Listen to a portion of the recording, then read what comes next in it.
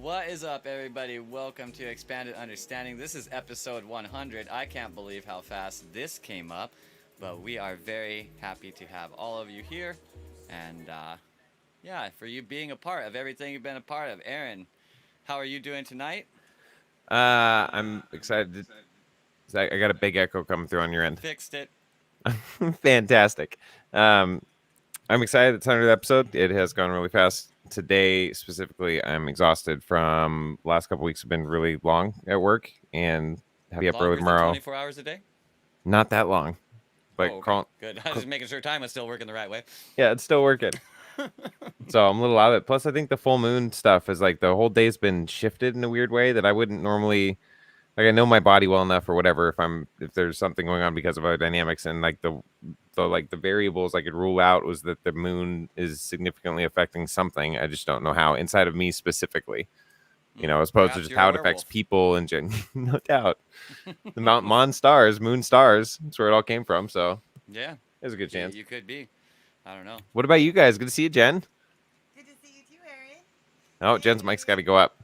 Uh, I know what the problem is. I have You it have it. completely ducked. Let's try again. Okay. Hi, Jen. Good to see you, Jen. Hi, Aaron. Nice to see you too. No? No? Better. Better? Better. Better. Right? We'll have to. We'll let. Oh, there you go. Yeah, yeah. Hello. Much And then better. is there also a way that I can hear you in the headphones, Zach? Because I can't hear you at all in here. Yeah, I don't know. I guess I'll have to figure that out at some point in time. I Okay. haven't spent enough time having two mics in the same place. I was gonna without say, it yeah, like because this. I've got two mics too, but I haven't had a chance to like play with it. Did a little bit, but it's difficult. And your mic, your voice is only coming through Jen's mic now. Oh, weird. That's impossible. Not sure what it sounds like. Where's Kevin? Kevin, like Kevin. help articulate things. I don't understand what's going on. I'm very confused right now. That's better. Yeah. That's better. Okay, I think you guys are decent enough now that we could probably make progress Yeah. forward. It's as good as it's gonna get because I Yeah, can now we're prepare good. That's for a little this better. Moment apparently. Yes. No, it's all good. We're figuring it out as we go. Okay, so yeah, Jen, you were saying, how's it going? Oh, it's going good. How's it going with you, Aaron? I know you just said you were tired. Aw. Mm-hmm. Yeah. How much longer do you have this like work that's just so intense right now? It's the summer. We do commercial boilers and heating systems. So in the summers, a lot of them are down and need to be cleaned, inspected by the city or insurance inspectors. Things. So we have a niche, whatever one of those words. In a lot of ways, doing what we do because there's a lot of commercial boilers. Like people think of boilers like I don't know from movies or something, big giant. One-story things people put coal into and whatever. There's still a lot of those in Seattle. They've just converted the coal chutes in some of the old buildings. I mean, that's not used anymore, and they've converted oil to oil over the years, and then gas, natural gas, and whatever. But they're like two-story boilers, some of them. So anyway, we've done that for a lot of years, and in the summer it was shut down. There's a lot of cleanings, and we've just picked up a lot of them, and so it's fun doing. I posted some pictures on Facebook here and there, especially I think the last few weeks. But Nate and I do them, my coworker and really good friend. Do them all, most of them together, and I don't know, makes it more fun. Tell a lot of jokes. He was born 2 years and 2 days before me, I think, or a year and 2 days, or something. So we're both Aries and both really, we either really get along or really don't. I mean, we don't ever not, but like I guess the Aries thing, they really get along or they really don't, and we do. Yeah. So Yeah. it's My cool. mom was an Aries, and so I got to learn like firsthand a bit more about the Aries. Yeah, And no kidding. Yeah. That is awesome though. Work and having fun I think is important. So Yeah. Let's see. So who all we I have have in to say chat? something real quick to test Do my it. mic. So this is me saying something to test my mic. okay. Your voices are present. I mean, unless Kevin can articulate something better, it's probably good enough instead of tweaking because both your voices sound present in your own mics. Okay, the background noise is going way down at the very least for you guys. Now I sound like I'm all alone in my headphones. Yeah. Oh, there he Okay. is. I think it's I don't know, about as good as it could get. If you could maybe Yeah, it'd like be all right. duck your mic a little bit. Ours feel a little quiet comparative to yours. Oh, I got you. Comparative, Oh, relative. duck I think means is the turn word that I it actually use. down. Yeah, make a duck. Oh, You know, I go didn't down. even know that was a terminology. All right, let me turn it down Yeah. here, and then Kevin can tell me if it's too much. So there's down a bit. So I don't know if we're on equal levels now. I feel like we're probably pretty equal at this point in time. Coolsies. Everybody else in the chat, if you can let me know how the volume levels sound now, that would be super appreciated. And hello to everybody in the chat. So we got Studio and Kevin and Willow, our awesome admin who became an admin. I don't know. What's your special episode? Did you remember, Willow, which specific episode you became an admin? Because that's a pretty significant date. And maybe we'll have to celebrate that. Celebrate that annually. We'll start a calendar. Studio and Jacob, Kevin, and really Patty, David Shaw. Hello, everyone. Oh, we had Windtalker who turned into Jacob Carlson. His avatar has other changed. way around, or is it the other way around? Oh no, he's again? one when he commented from Facebook, and the other one was with the YouTube login. Oh, okay. So we're seeing both of them. That's funny. Just Deets. No, whatever strikes me in the moment. Yeah, JoJo. Yeah, Joey. Yeah, Joe's a big hidden part of this show since we live at the some place as him. Yeah. Right. And so, big shout out to him for doing everything that he does that helps this even happen. Yeah. Absolutely. Yeah, and you guys, that's funny because, just from doing the show, you hear stories about Joe, but you wouldn't really know. But since I was down there for 10 days, Joe's around, he's right there all the time. He's right there. Literally right there all the time. Which is awesome. We're just doing right off camera. And in reality. Yeah, that's a lucky situation for us. Most people don't have somebody as good as Joe right off camera. Yeah. So have a lot of gratitude for that. I have a lot of gratitude for Joe too. He's a rare find in this world, and I'm really, really grateful every day for that guy. He's badass. Badass. Yeah. Did you happen to talk to Frank and I mean Kevin and Willow are here about them also coming on here? Did you talk to them about that? You didn't Willow and Kevin, if you guys want to come on, you can come on anytime. Now, yeah, please do. It's totally fine. Great time to chat.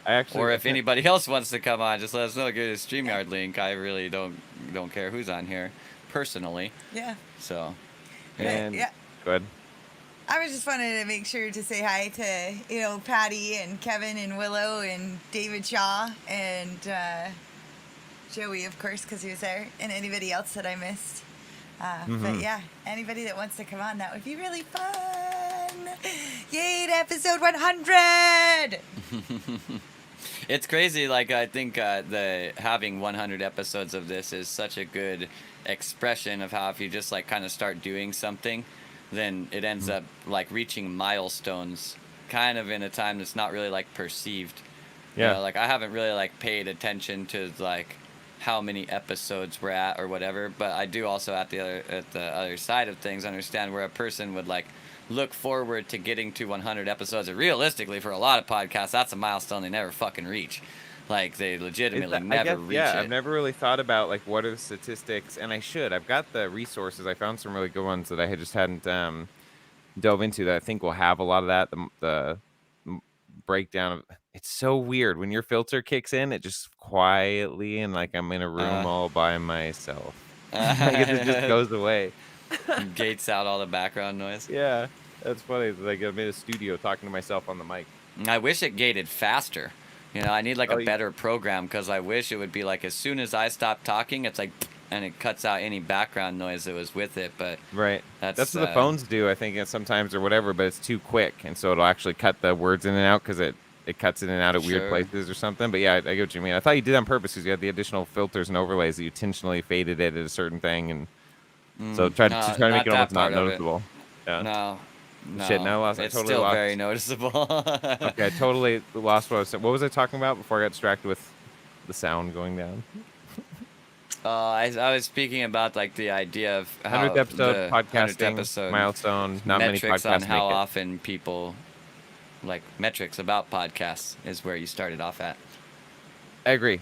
Ultimately, is what I was saying, and it is really interesting to think not many people make it that to 100 episodes. So, and to my forward thinking and titling all the episodes on here with hashtag 0 or with 4-digit places after the number sign. Because I figured, I don't know, just over time, if you stick it out, especially because we were starting to do it every day, or we decided to do it from the get-go, but then if we, that's not very long. That's a couple of years, and you've got over 1,000 episodes, so. Yeah, which to some people seems like a really long time to be doing something. But yeah. it's really, What? grand scheme of things, not that long. Well, it's nice that like it's something you can do from anywhere. You know, I've done Yeah. most of the podcast probably on location Yeah, with the you've really tablet proven and that. yeah, tablet or phone or like really all over, pulled over on the side of the road, different places, and like, yeah, I don't mean coming out there, but that you guys were there, and but yeah, it's really it's nice. It's so versatile in that regard. Yeah, especially if it's you've established at least like a rapport with the viewers that it's okay for you to just be voice only as well, like when necessary, Yeah, because right, then it's right. effectively like a fucking phone call. You can do it from like damn near anywhere. You know what I mean? I mean, if you get the right software on like kind of the studio side, you can literally take a phone call, so it can literally be a phone call. So that really gives it enormous versatility. Which is good. I mean, if what you're trying to stick to has a lot of versatility, it makes it a lot easier to stick to. You know. Or what you're willing to stick to, the thing that is has enough versatility that it happens to be a nice, coherent harmonic. Sure. Yeah, I Coming mean, like together. if your goal is to like be in love, and that's it, it's very vague. Then it's very Mhm. versatile because you just need to be like in love with something, right? But if Mhm. your goal is to like be in love with something very specific, then it takes away the versatility from it because it has to be specifically that thing, you Yeah, know. So it has to be that specific position, and makes it so more rigid. sometimes less versatile is actually more effective. You know, if the goal is really just to like in that, you know, specific instance to acquire the most love, then actually having the versatile format of love that can acquire it or generate it anywhere is actually much more effective than having it like limited to some basically like a rare commodity that you have to seek out. Mhm. Yeah. I think people really want like the rare kind of love because what they want is actually a lot more dramatic than just love. Like love can be very, very simple and not dramatic. And a lot of people want that really indulgent experience, you know what I mean? And I don't Mhm. blame them. Like indulgent experience is fucking awesome, you know. I love indulgent experiences. I indulge myself in experiences every time I get the opportunity to. In fact, I think it's kind of like foundational to who I am. I like focus is completely indulging in the current moment, but like the trick with that is to not get like trapped in that indulgence. Yeah. Yeah. Well, that's like I think for common relationships, they talk about there's the honeymoon stage. You know, typically the first 2 years of a marriage where there's consistent dopamine release, or there's enough like nuanced and novel interactions with the other person. There's that consistent release, but then after that, they can settle in. I think they have other terms, you know, like the 7 year itch in relationships, and just different times, almost where like the psychology of your relationship, the emotional psychology entity that it is, if you know, want to call it that, um, shifts and changes over time. And if people think it's any one of those seasons, whatever they are, like super routine or just, on some levels dispassionate or whatever.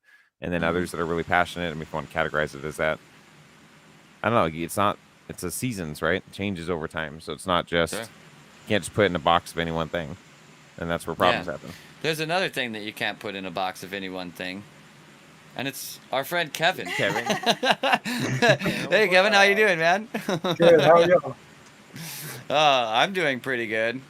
Much better every single day that I align more with what I want and less with what I need.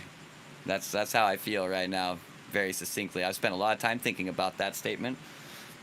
I can tell. That's what I'm thinking about now.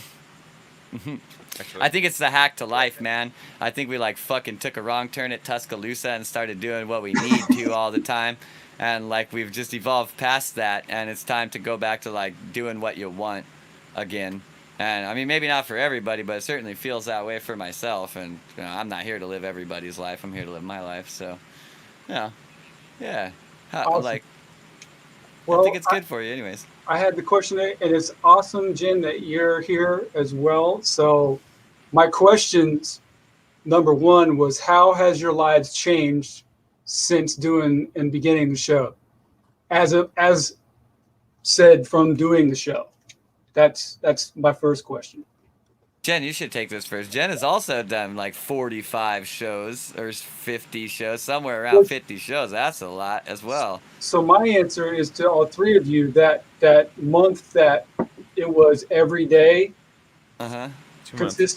consistently like that Yeah. brought my frequency and vibration up so freaking high that I've just got to that point now where I've just been totally maintaining. There are times of apathy and like meh, you know what I mean, where I slip Sure. down and stuff, but it got me so high. So I'm just sending out love to all three of you, letting you know that I really appreciate what you've done for me in that time frame. So I just wanted to say that much at least. That's my first question. Thanks, man. I really Yeah. appreciate it. I haven't really thought about like what the Yeah, effect thank would you. be on other people of doing it at all. So I really appreciate hearing that. How's your life changed, Jen? Like with it? Oh, well, Let's try to be succinct because Willa's sitting backstage. yeah. I'd like to get her on here. Yeah. So my life has changed in the aspect that I've been very isolated before, and I shared that on the show, where I just really didn't reach out to many people, and I feel like there was this point in my life where I lost my voice a lot, and my confidence in my voice. And yet I had learned like a lot of things over the course of my journey that I wanted to find a way to be able to share that. And I had tried to find small ways to be able to share that before, but now I feel like it's just allowed me to like free flow with my conversations, build the confidence with that, which was really, really important and necessary for not just myself, but for the relationships in my life. And yeah, so succinctly, confidence, confidence, and care for myself. I mean, even going from like doing the episodes every day to then dropping it down to once a week, like learning also about like setting the boundaries and what it was that I was actually building. So creativity and imagination. I mean, there's a lot like just really internally that has just opened up for me, and it's Awesome. been really, really rad. Yeah. Yeah, and Awesome. just really, really quick, I wanted to answer like Patty. She put a question in there before we get too far past it. I did not spend a whole lot of time in San Juan Capistrano yesterday, though I did get an opportunity about a month ago to go explore. I did another show on a Facebook Live in that area, and it's a really cool town. Really, really cool. Do you live close to there? I think you live in the LA area. Anyway, so that's what I wanted to answer, and thank you, and I will pass it on. Aaron, how has it affected your life? Succinctly here, and we're waiting on Will too. It's been interesting because it's been an avenue that I've been able to regurgitate things that I've been able to process for the last decade, and especially the last few years, and a lot of things. And um, I don't know, being able to document that and put that out has left me with a vacuum of wanting something entirely, need to fill that space again.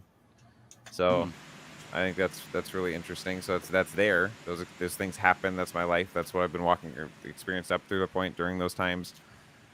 I guess the show's a parallel to our lives, just whatever's going on too, our thoughts and progression of thought and experiences. So I I don't know. Yeah, it's been interesting to be doing it so consistently. And I feel like Did, I could like even now it's like if we went back to everyday shows, I just don't see like we could. I don't know, it had a certain, I think you'd say, energy to it or dynamic to it, the initial ones, because really there's a laying out a lot of character development, I guess, for ourselves on the sure. show, interacting with each other, our own personality for whatever that means, and then being able to express ourselves, interviews with other people. Yeah, I don't know.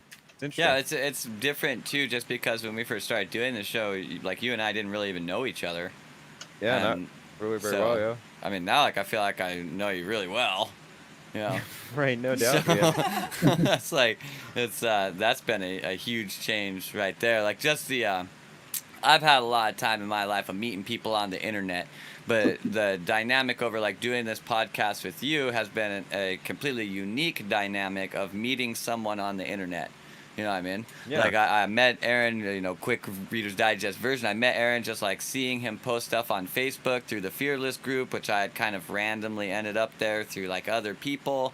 And like I liked that he was making videos and the stuff that he was talking about. So I like started kind of watching him. I messaged him like a couple times. We talked like a tiny bit, and then we didn't talk for a really long period of time, and we kind of came together, started talking again, and like very quickly it was like, I guess we're fucking gonna be doing a podcast together now. And it happened very quickly. So when we started doing this, like I had maybe like 2 hours of interaction with Aaron before our first episode, like, and that's pretty small to start doing something that you've now done 100 times with someone. You know what I mean? And to answer like Tommy's, so Tommy Paralyzed, awesome to have you here. So first time viewer that we've seen, he said cool show, man. But he also said where's the streaming, Twitch or online or natively here on Facebook? So we're switching simultaneously or streaming simultaneously on both I think me and Zach's Facebook channels or the group's channel and the Facebook page, but also the YouTube.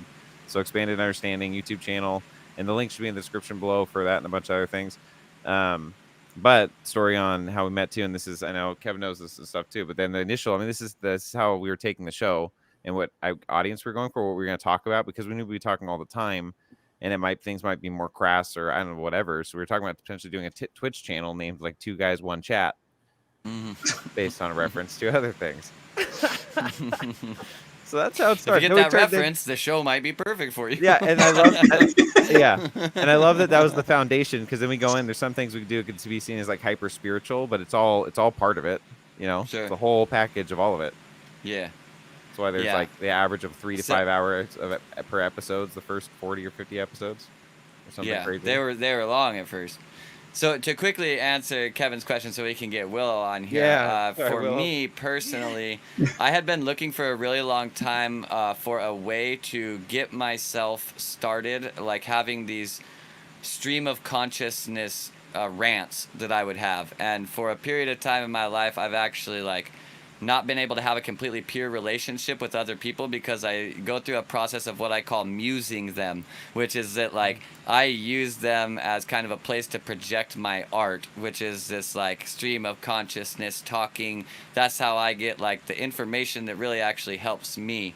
And I had tried so many fucking different ways to be able to like close loop this so that I wasn't like requiring another person in order to do it. And through doing this podcast, and a lot of times like when I do this, I'll just sit here and just stare like right at the camera, and so like I'm very much so like in the moment that I'm talking to my fucking self. This is just me sitting in front of some stuff that I have all the time, and I'm doing the thing that I've been wanting to do without a person. You know what I mean? And so it kind of, I was not even looking for the answer to that question inside of podcasting at all, because when I like approached it, it seemed, the idea of you're having a conversation with another person, right? Or your audience or whatever.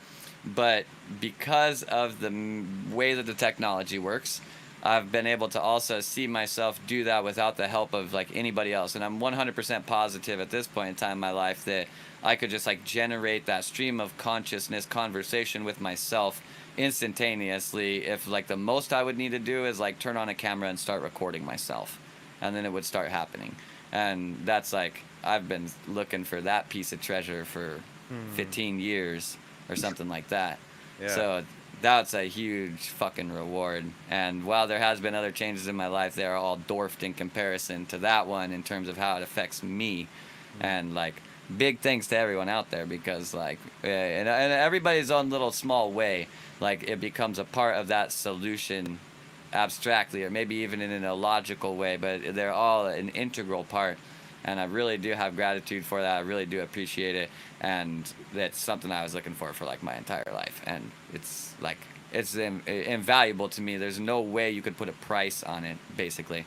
So another thing that you could not put a price on is a wonderful human life, and Willow is one of those wonderful human lives. Hi, Willow. How are you doing tonight?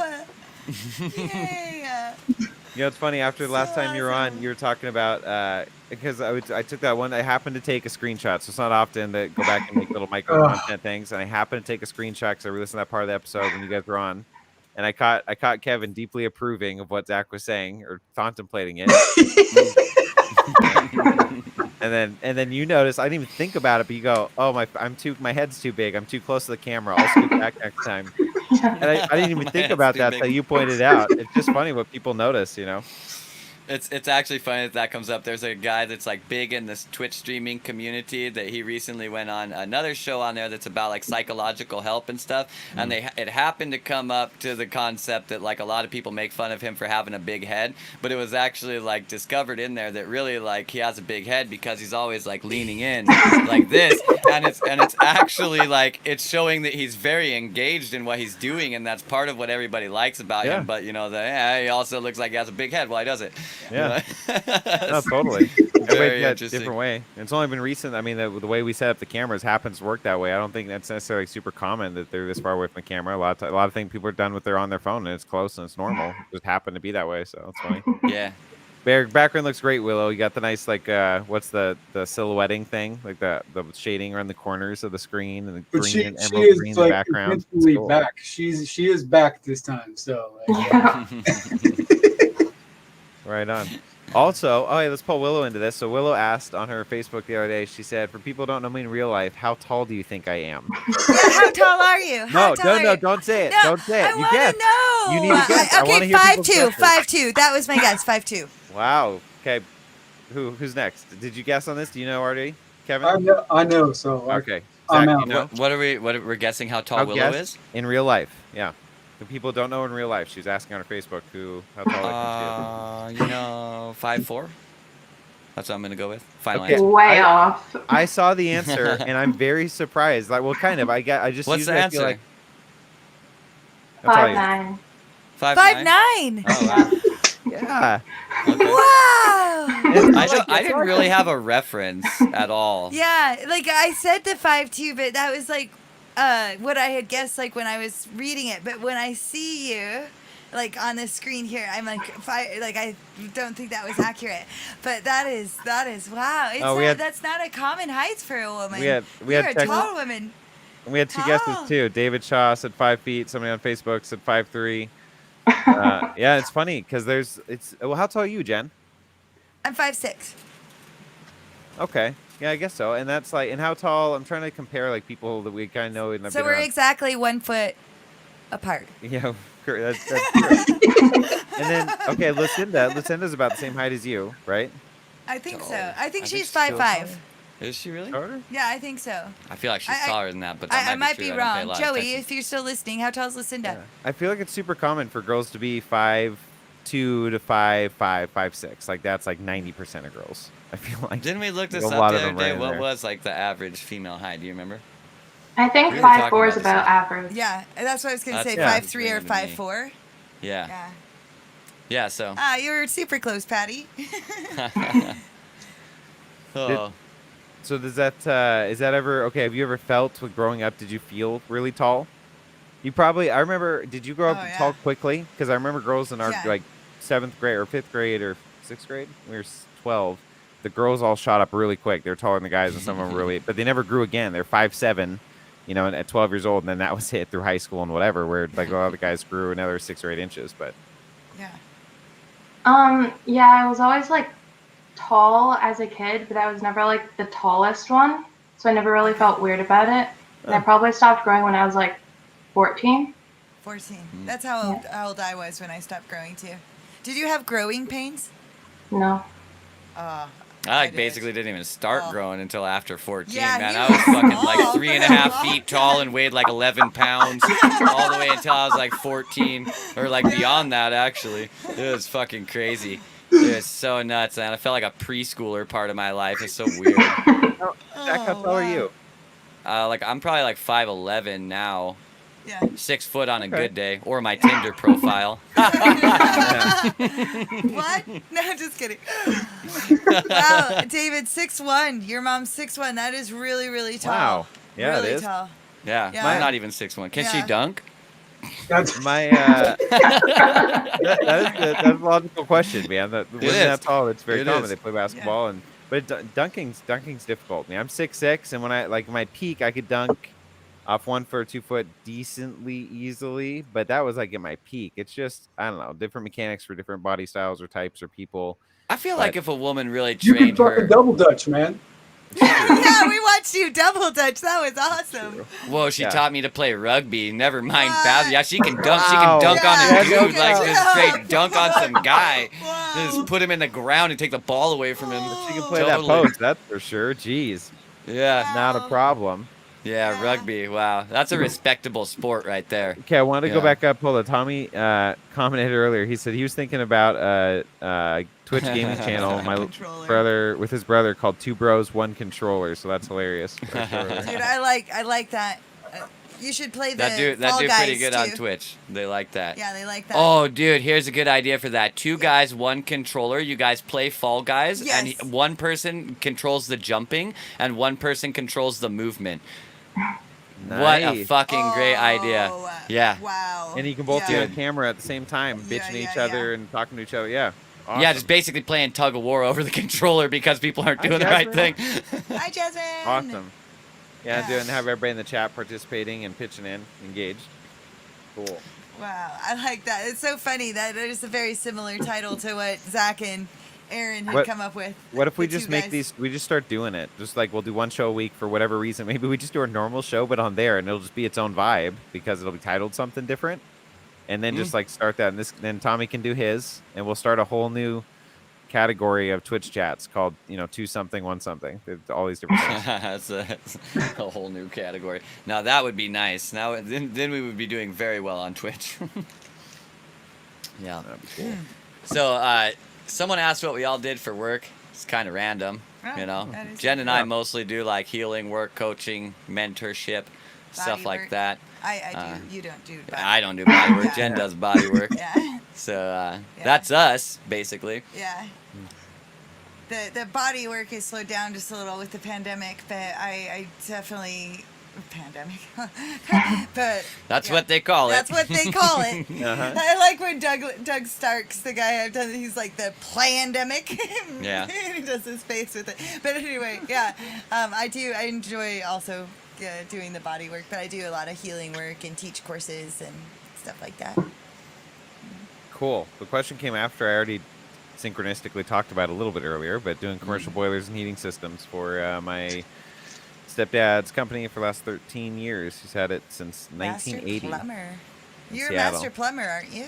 No, well, no, I've got my Master. electrical administrator's license, my O1. So that's like, I mean, they took away I think there's a master electrician category, but there's journeyman and administrator. I've got the master administrator, I think, one, which means you can hire anybody with an electrical journeyman license, any type of license, not just your type of license. But then I've Yeah. got an actual electrical journeyman for doing commercial buildings and HVAC equipment and commercial. And I think it incorporates, if I remember right, to be able to do residential work too. Because you can do, I mean, or they've had a separation in the actual laws at one point that if you're certified for residential, you're not necessarily certified for commercial. Right? It's one thing to be bit by 120, Right. maybe 240 in your home. It's another thing to be bit by 600 volts. Going into an electric Totally. boiler or something. Totally. That's a whole other deal. Yeah. But the other Yeah. way around makes sense. So if we're certified in commercial electrical, you can handle 120 just fine, like much less complex systems and lower voltage. So I have I think that the higher one on that. So anyway, so there's that. So do boilers, commercial boilers and heating systems, service, repair, and climb around on boilers in the summer and inside of them a lot of times, and fixing radiators, steam traps. They have a lot of cast iron radiators in Seattle and a lot of buildings, a lot of units. Older units still use those systems. They're either steam or hot water, and so yeah, that's kind of what I do. Cool. So hold up. The second question was related to the Queen of Comerica, which is, do your future properties have a moat? Of course. Well, Of that's course. so that's to her. So I was asking. That was the second question that we agreed upon. Now this is to Zach and Aaron. Like any of the. But wait, you didn't answer, Kevin, what you do for work, and Willow didn't answer. What is that our show? What the fuck? Yeah, that's right. I wanna hear- great call, Yeah, Jen. answer that. Yeah, No, great call, Jen. Don't glaze over it. Please share. Great call. No, that's 'Cause right. I know you do it's a family. music, and we're a family. That's right. We're a family, damn it. What do you do for work? Family, damn it. You want to go first? Sure. I do absolutely nothing. Ah, Perfect. Awesome. perfect.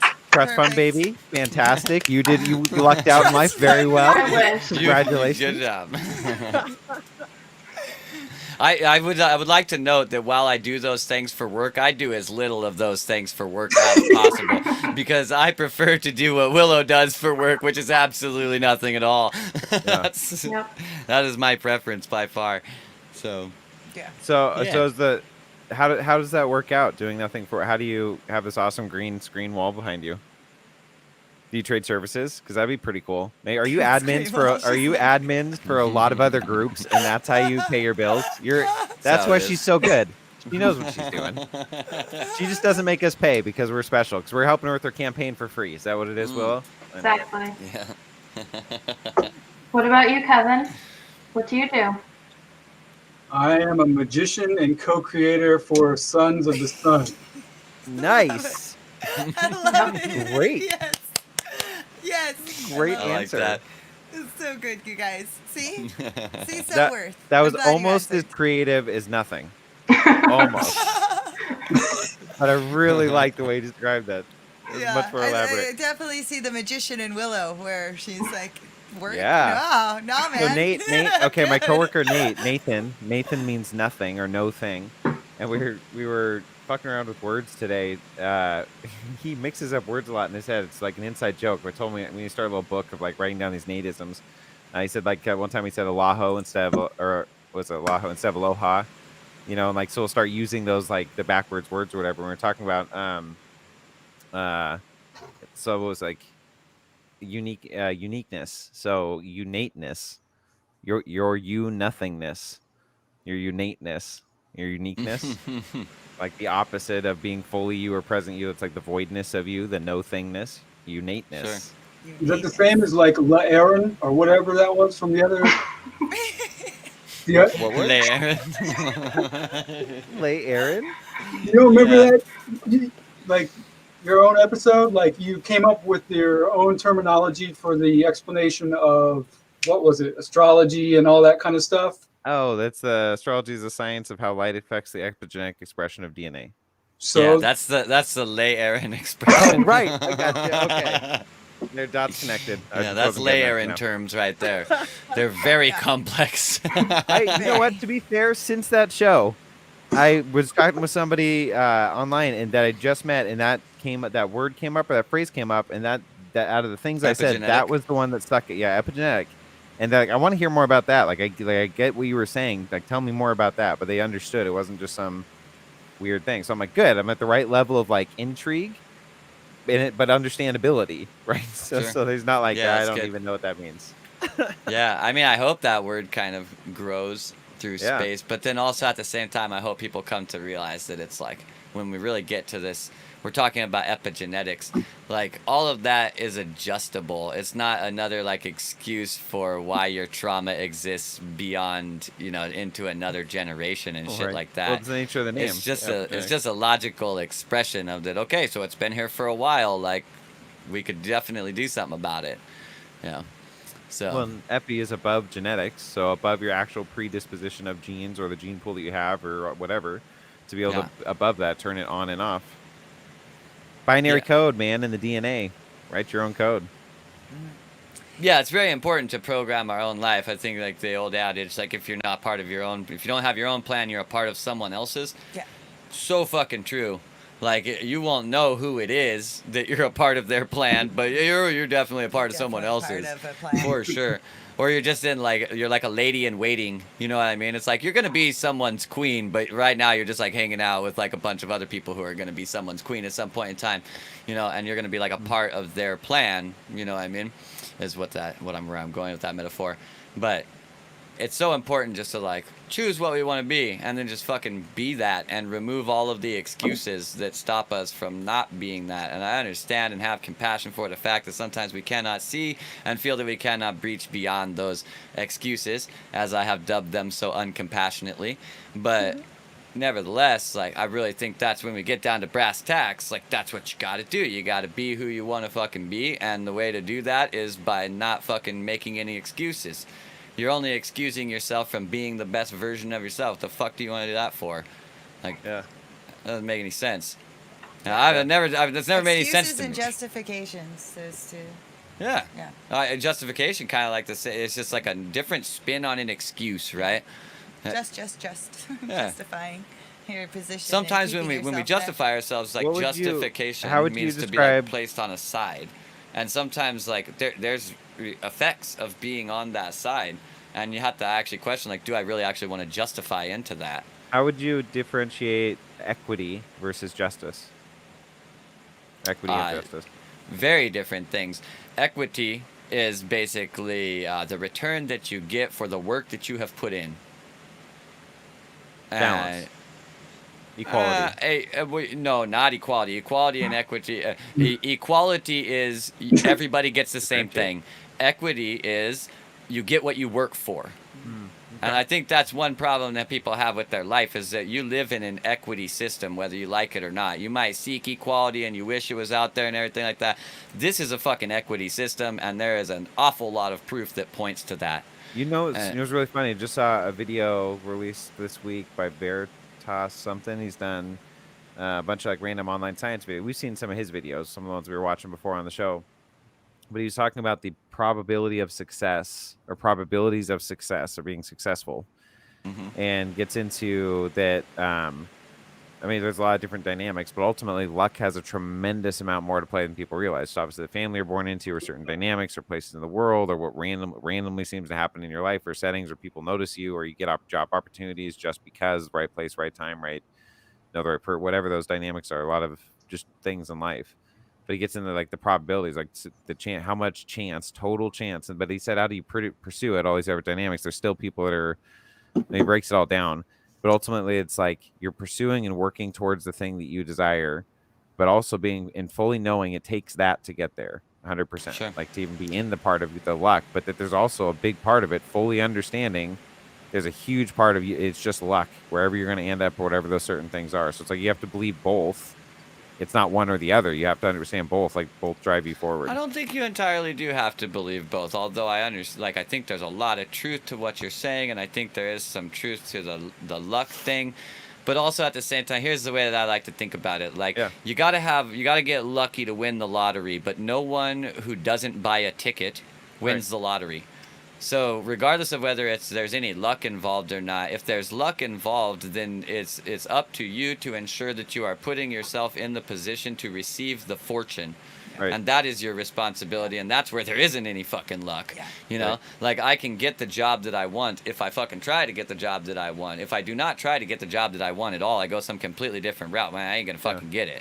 You know, the probability of the luck paying off then is fucking basically zero. Yeah. Whereas I could nudge that probability very much so through my choice.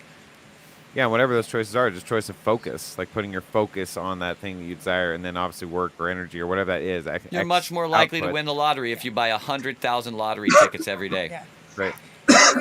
We had just the fact, like it takes luck to win it, but you can skew that luck. Just buy more tickets. We had dialogue about this just the other day because several years ago, and I'm not a gambler and never have been, but I went to a casino with somebody, and I ended up winning like $13,000 something off of video poker. Cool. Yeah. So, well, the machine just like digitally told you like you won this much dollar. You have to print you a check. Like I was so unskilled, and I ended up hitting like max bet, which was like really lucky for me. Double down. Yeah.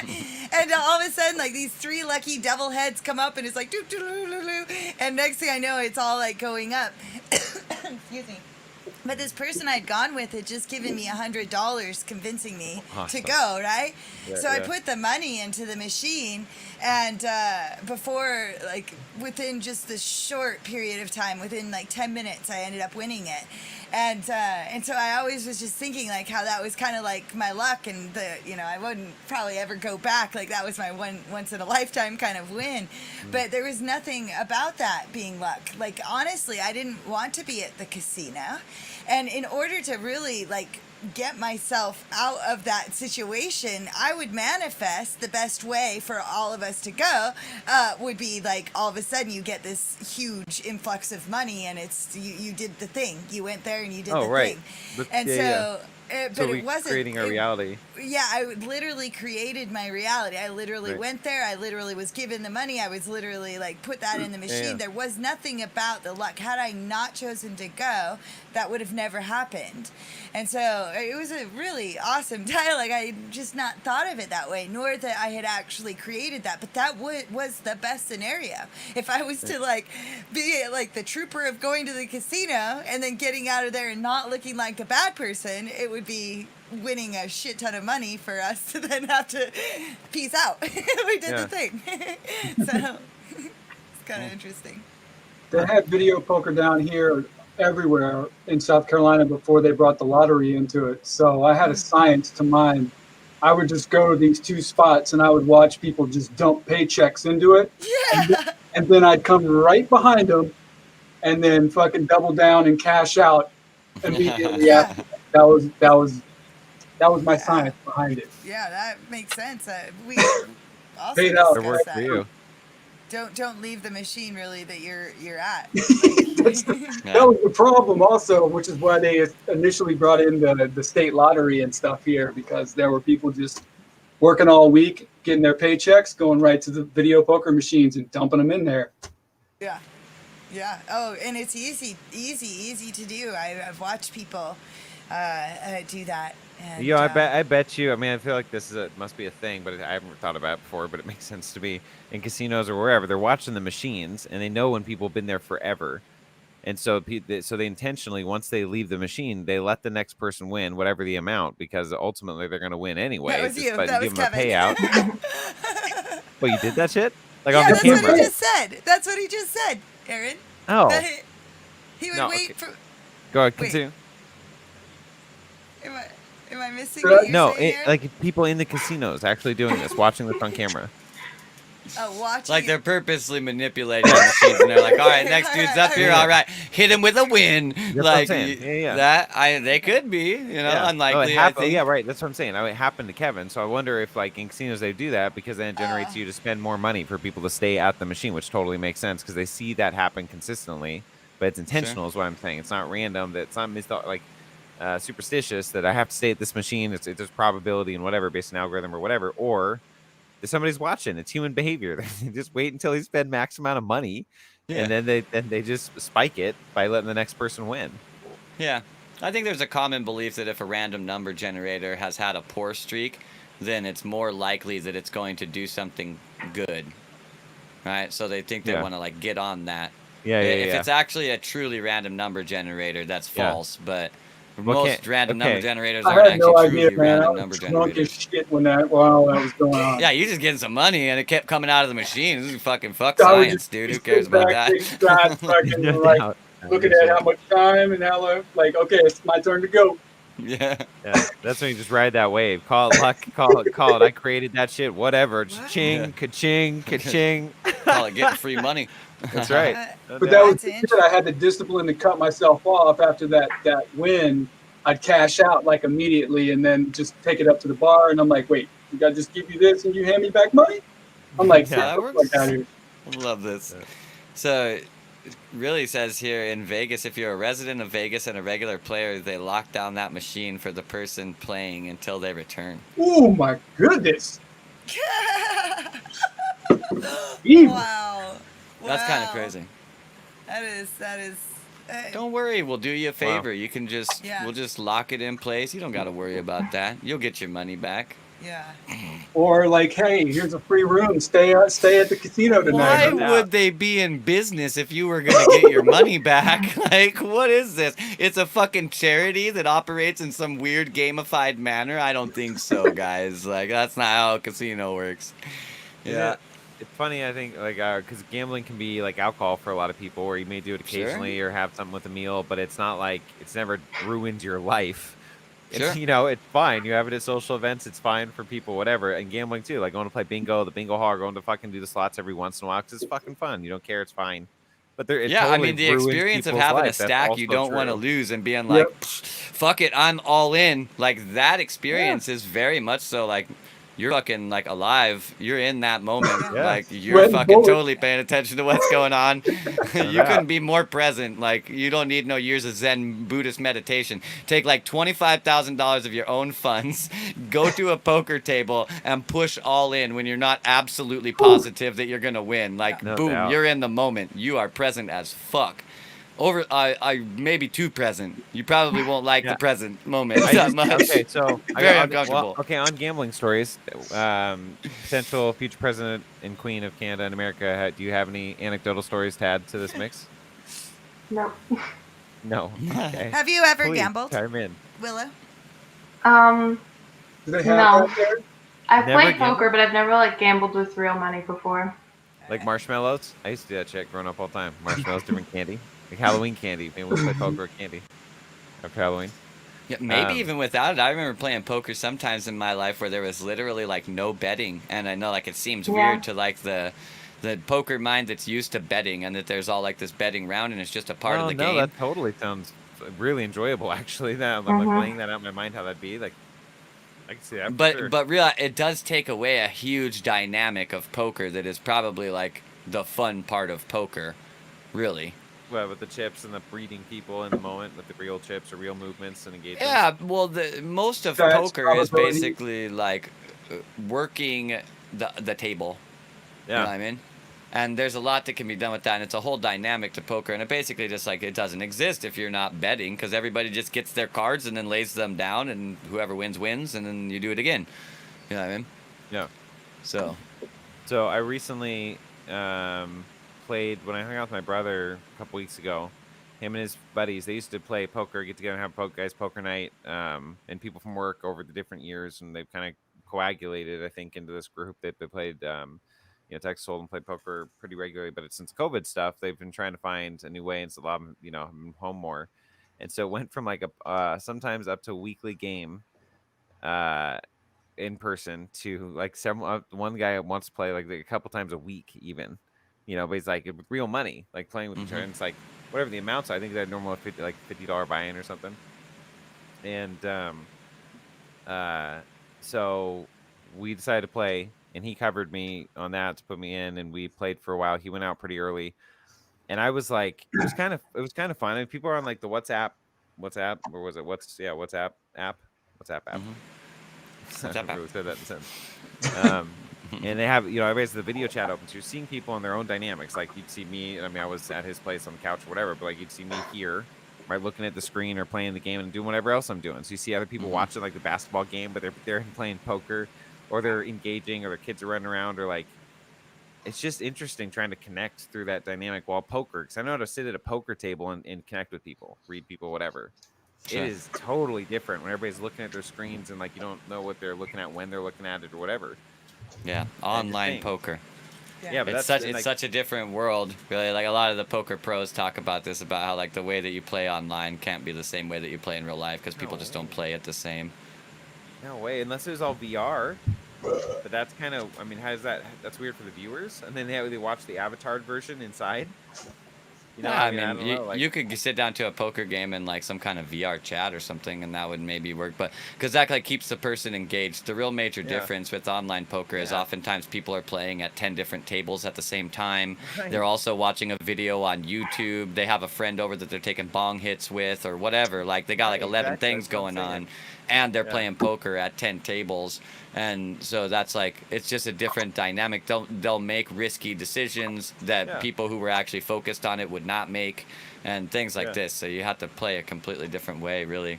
If you're trying to maximize how good you do. And David Shaw said, I enjoy real poker and reading people. And like it's like a good way. I mean, I don't know, there's different activities, to get together and just kind of get to know people or hang out with people while doing an activity. Like I really like playing golf. I don't play a lot, but I played over the years, and like, that's pretty crazy. Too. And like, yeah, cause you had your dragon chasing adventures on a golf course, right? Did you I played junior golf, high school golf. Oh shit! Even like went on like a smaller like tour, like based down here. It was like the Hooters tour before playing golf. Yeah. Fuck yeah, That's man. awesome. Yeah. All right, next I- time I come out or you come over, we'll have to go play because it's total super fun. I actually like golfing a lot. I used to, when I did more like personal training, I did the biomechanics of golf and worked with like some pro golfers and Wow. and I personally am not excellent at golf. I overthink, to be Oh, honest. don't get it twisted, man. It's been a minute since I've been out there and scoring a course. But, Okay, good. I fit in Did you now. guys Now that know you said that, I that golf feel- I is was an gonna- acronym? I do enjoy golf. tell I me, do tell me. enjoy it. Golf is originally an acronym for gentlemen only, ladies, Ladies forbidden. That's correct. No way. Yeah. Yep. My dad actually like used it, like that was my dad vicariously like wanting me to be him and vice versa or whatever, but he also used that as a predominant part of his AA program. Like he was Oh, interesting. always on the golf course, like no matter what, like, and Sure. you know what I mean? So he, Yeah. he used it as a part of his program or whatever. So Wow. I think sports are great for that, man. I Yeah. did so much like refinement of myself through the sports I've engaged with. Yeah. Do you want to hear a fun fact? Yes. Yes. With one drive of the golf club, right? Just the one drive. It's called the whack. equi- It's called the whack.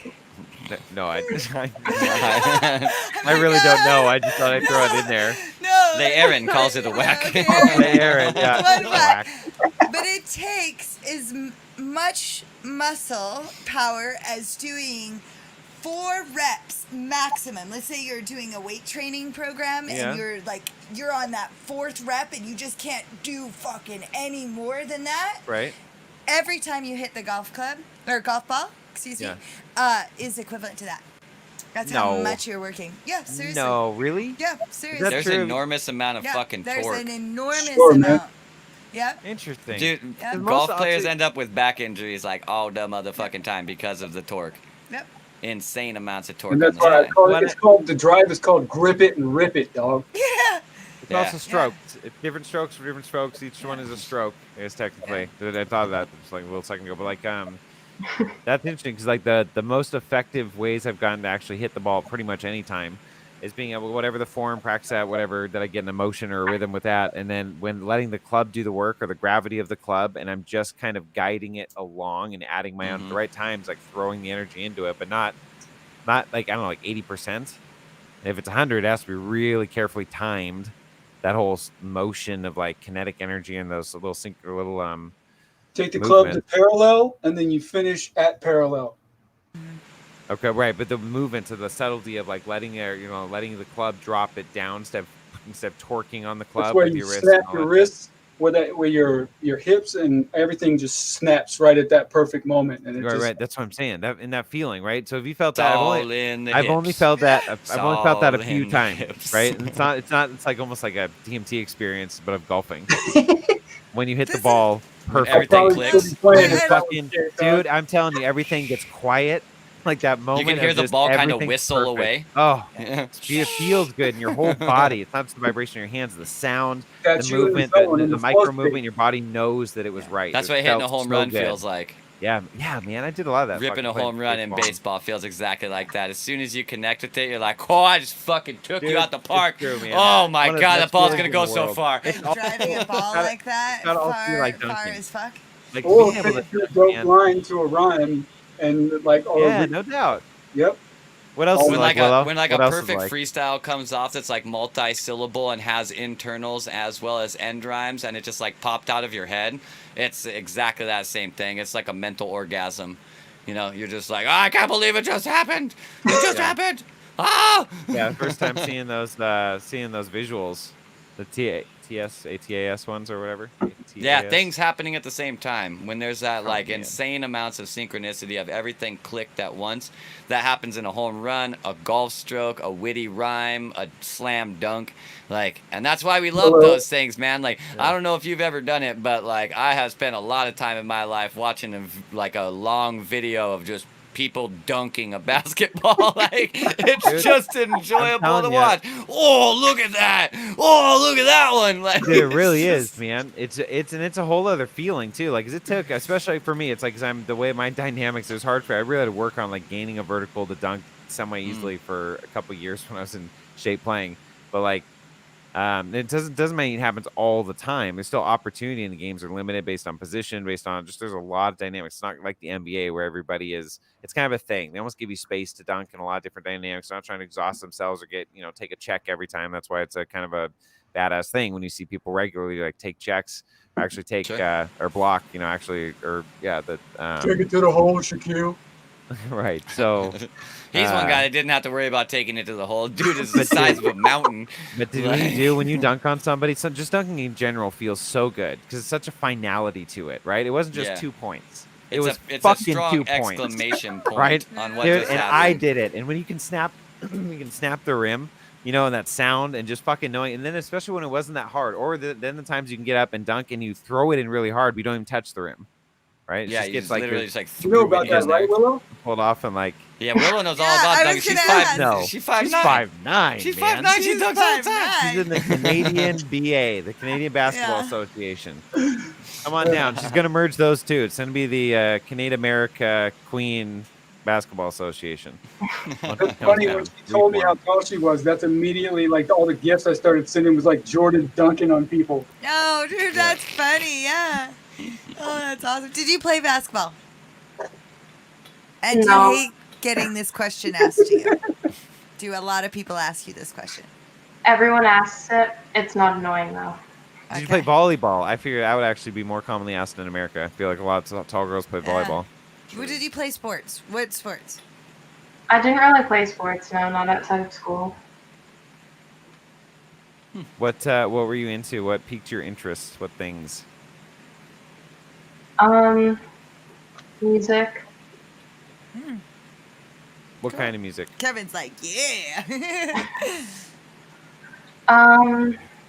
Rock, a lot of like really weird indie bands that no one knows about. Those are always Nice. the best. Nice. So what took you on? Did you like grow up around people that listen to those kind of things, or did you randomly find them on the internet, or like what got you into that? Because everybody's got their music things they're into for one reason or another. You grow up around it, your parents hear it, or things in high school, or just through school or friends. But especially I think nowadays, and you're let's see, 14 years younger than me. We're in 2000s. You literally are like one of the millennial children. So there is a different dynamic. Ways, excuse me.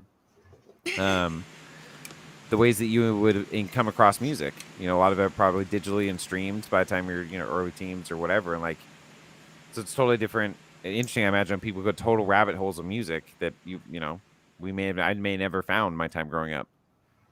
Yeah, I'd say all the music that I've discovered after the age of like 11 has been on the internet for sure.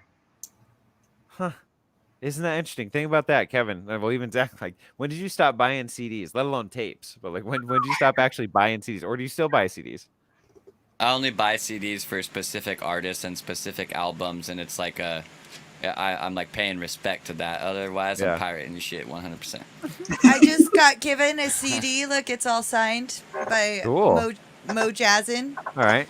I did a podcast, and his album just dropped like a couple weeks ago. He's a singer? He's a jazz musician. Yeah, jazz Cool. musician. Oh, and you guys were you playing the flute with him together on the show? I didn't play singing? with him, but I played? played my flute on the same show that he Cool. did.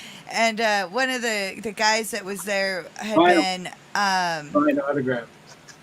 rated the top on the Billboard charts that day for jazz.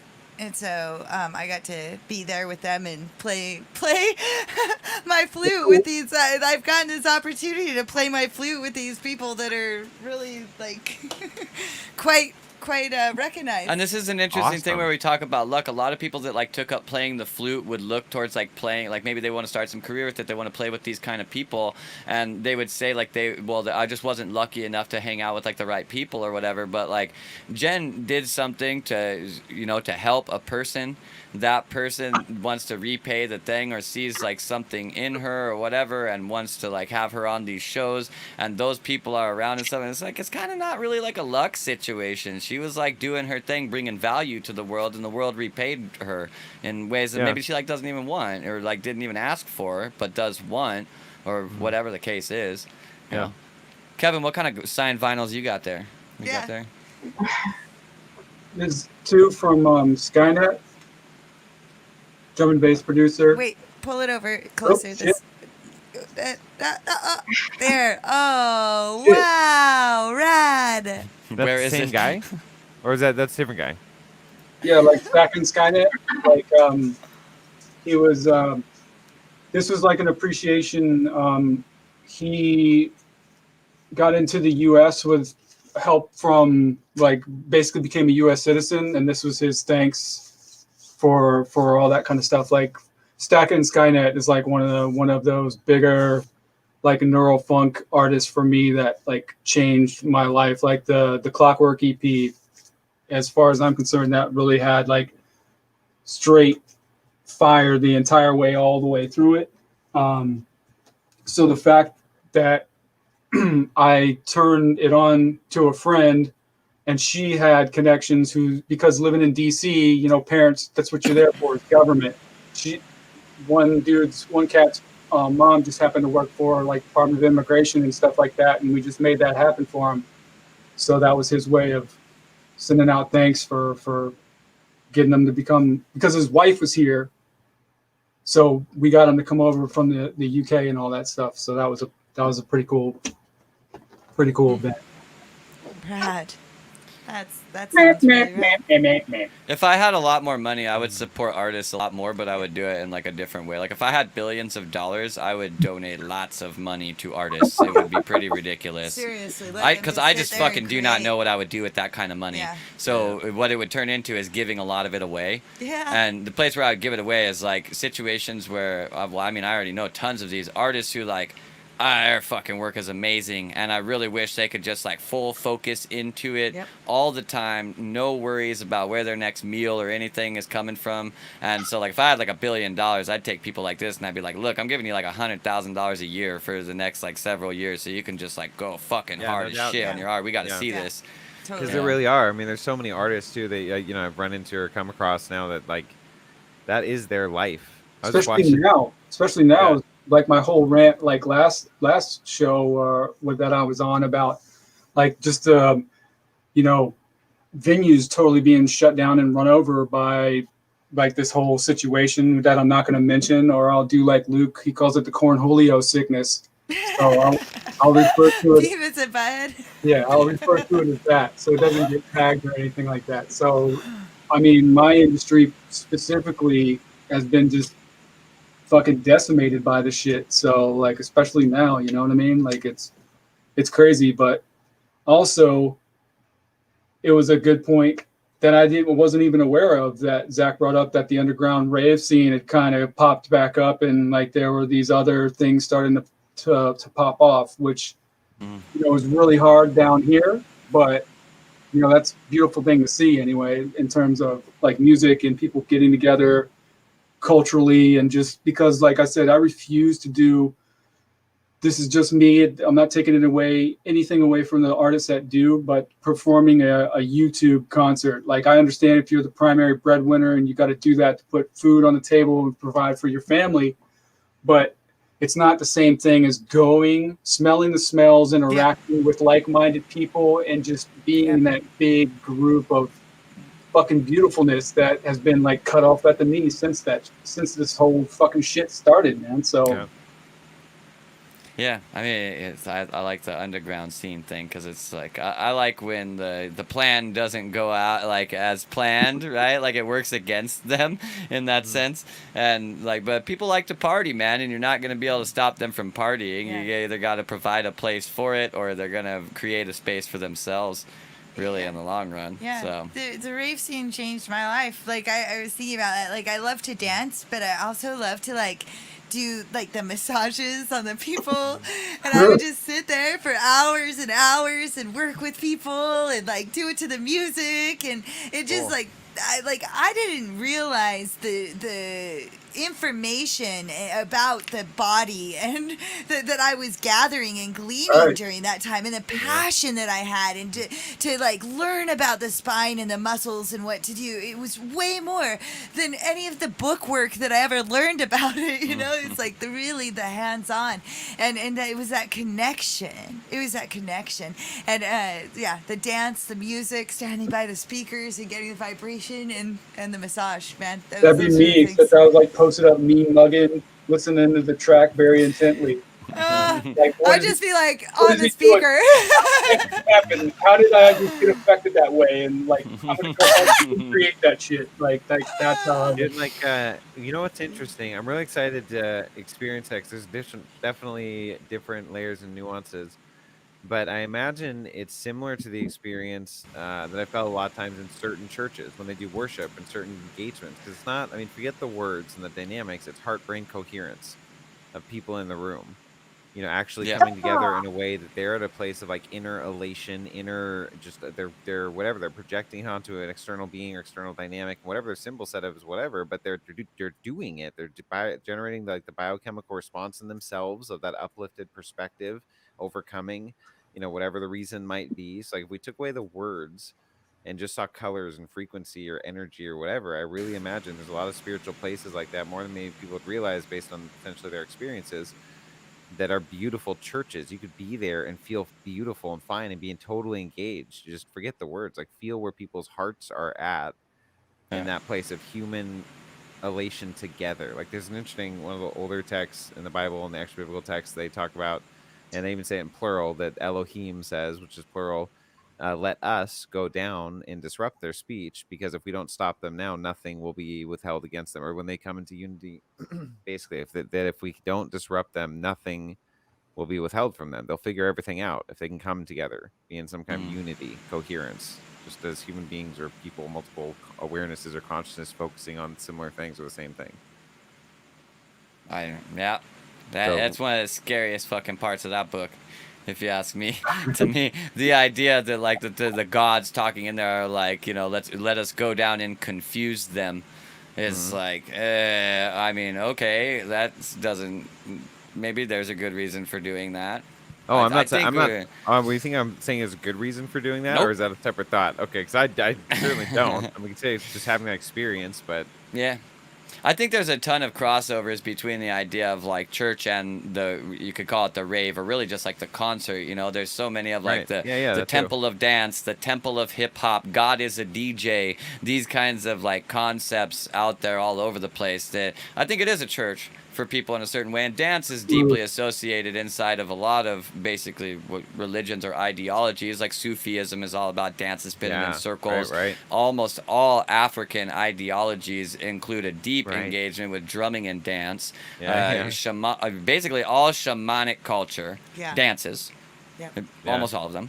And regard music very high. I was gonna say And so as a byproduct of that, an argument could almost be made in the sense like really from a timing standpoint, shamanism, animism, these kinds of things actually sit behind what we know as the church. Really more that like the church is like what was going on with that music, not that music is like what was going on with church. And I think for a lot of people in the modern, especially Western culture, the idea that like something was doing something before the church was doing something is maybe actually like well, that's a potentially disrupting concept. Because I kind of feel like the church started everything. Jesus was where it all started, you know what I mean? And it's all gone from there. But the church, they know the whole story of Jesus. They like Jesus belongs to the church in a certain way. Right. And so Well, they're, what's that? Jordan Peterson does a good job, I think, connecting or dissociating the whole framework of the religion itself, whatever that means in its own interpretations of the text, what those called, or what's heresy or not heresy. But understanding Jesus says the Logos. In the beginning was the Logos. Sure. The Word was with God. You're the Word. It's your expression. It's your choice of words. Your power over your own life. You are the Logos. He was the Logos. Christ in you. Like, kind of connecting those dots and totally dissociated from the fanatical, literal belief of a lot of different people within it. Sure. Yeah. I think there's like two sides of it though. Like he's like got a logical understanding, and someone who's like really totally quote unquote engaged with the spirit, they're really having like a direct illogical experience of what this thing is. And to like truly know it, you need both. Like you need to be experiencing something illogical, but you understand why it's happening and how it's happening, which seems impossible. Yeah, like that should be impossible. To both not understand what's going on and understand what's going on simultaneously should be impossible. But it's not. Did you try describing dissonance? something No, that I'm should just be impossible? describing like functionally coincidental opposition, and that there are some Okay, places yeah, in that's what I reality didn't know there. where things that are technically mutually exclusive actually exist in the same place. Right. You know, they're actually mutually symbiotic, and they appear to be mutually exclusive because one like perfectly does what the other one does not, and through that they sustain their immortality. That's how Jesus is immortal, or God is immortal, in my personal opinion, is that they're not really like, they're either the whole of a system or the space between two symbiotic sides of a system. Either one of those places is fine to associate with, because that thing is immortal and imperturbable. It's in perfect balance. Hmm. So, Willow, what are your thoughts on Zach's preparing for your campaign speech? Sitting in How the you're going to back of the restore chopper, like coherence? perfect posture, like and shit. Wow, She's man. great. She's the perfect admin. Look at her. I don't even know what admin's supposed to look like. She's doing it though. She's just it. Whatever she is. sorry, Well, Copper. There we go. I have to raise my mic up like a lot. This shows how bad my posture is. My mic needs to be like a foot higher if I sit Yeah, with my I'm back definitely straight. just chilling in this chair back here. Not now though. Hello, good sirs. Wonderful evening. Willow, tonight we are coming in with another semi-slick campaign promotion by inviting you onto our show to anchor the emerald in the black in the corner and to chime in when needed with very direct and straightforward answers. I hope you know what that Like means, Willow, because I do not nothing. know what that means. This is the PR relations. It's just drawing attention that Willow is the one we need to vote for. So keep her in mind, Willow Tree Beavers of Comerica, Canada, America. For Queen Like, it's slash actually president. been quite impressive. You've actually held the posture there, like, perfectly for I don't even know how long since you've come on. Like, I've just been sitting there That's watching, just how she sits. slouching, or laying back, or nope, not at all. I mean, I'm not even sitting up straight all the way, so. She's 5'9", guys. We forgot. Yeah. She's 5'9". Oh, man. It feels good Earlier, to there do was a this, though. question that Brittany wanted to ask Zach. Hmm? So the question is, I'm curious how Zach feels about the chakra system. Is it a trap? Trap. Ooh, is it a trap? Ooh. That's a very interesting question. Interesting question. Yes Yes? and no. That depends on your level of understanding of it, I would say. Functionally, the idea that you would have eddy points of energy inside of your body that are, discernible and distributable as 7 different spaces, and those spaces are some kind of swirling vortex of energy that has the ability to be undercharged or overcharged, insinuates that it is indeed trapping energy in some kind of space, and then it is functioning on that energy. So yes, functionally a trap. Do you really, is that a bad thing? Maybe not. Like, on a certain way of looking at even yourself outside of being a human or anything like that is literally just a trap for energy, and you choose what comes into that trap, what gets held in that trap, and then you personify that and project it into your reality as what you understand to be an experience. And if the chakra system exists as we understand it, then it's functionally a byproduct of that process happening, and really it's all like one energy, but we differentiate it into 7 different places so that we can have a further understanding and a more precise diagnosis of ourselves and what we are doing, what we can do about it, these kinds of things. I don't think they're a trap in the sense that study of them would mislead you. I think that if you believe that you could mislead yourself with virtually anything, if you were so inclined. But chakras in and of themselves have an enormous wealth of information that is associated with them that can be very beneficial for a person to understand and make use of, maybe even build systems around inside of their life, as long as they aren't identifying with something being, basically it's like an externalized internalization, if that makes sense, right? Like, it's a homunculus fallacy. When someone basically says, I can't do that because my solar plexus chakra is all out of whack. You can't do that because you did not manage your solar plexus chakra. The solar plexus chakra does not have power over the management, which is you and your consciousness.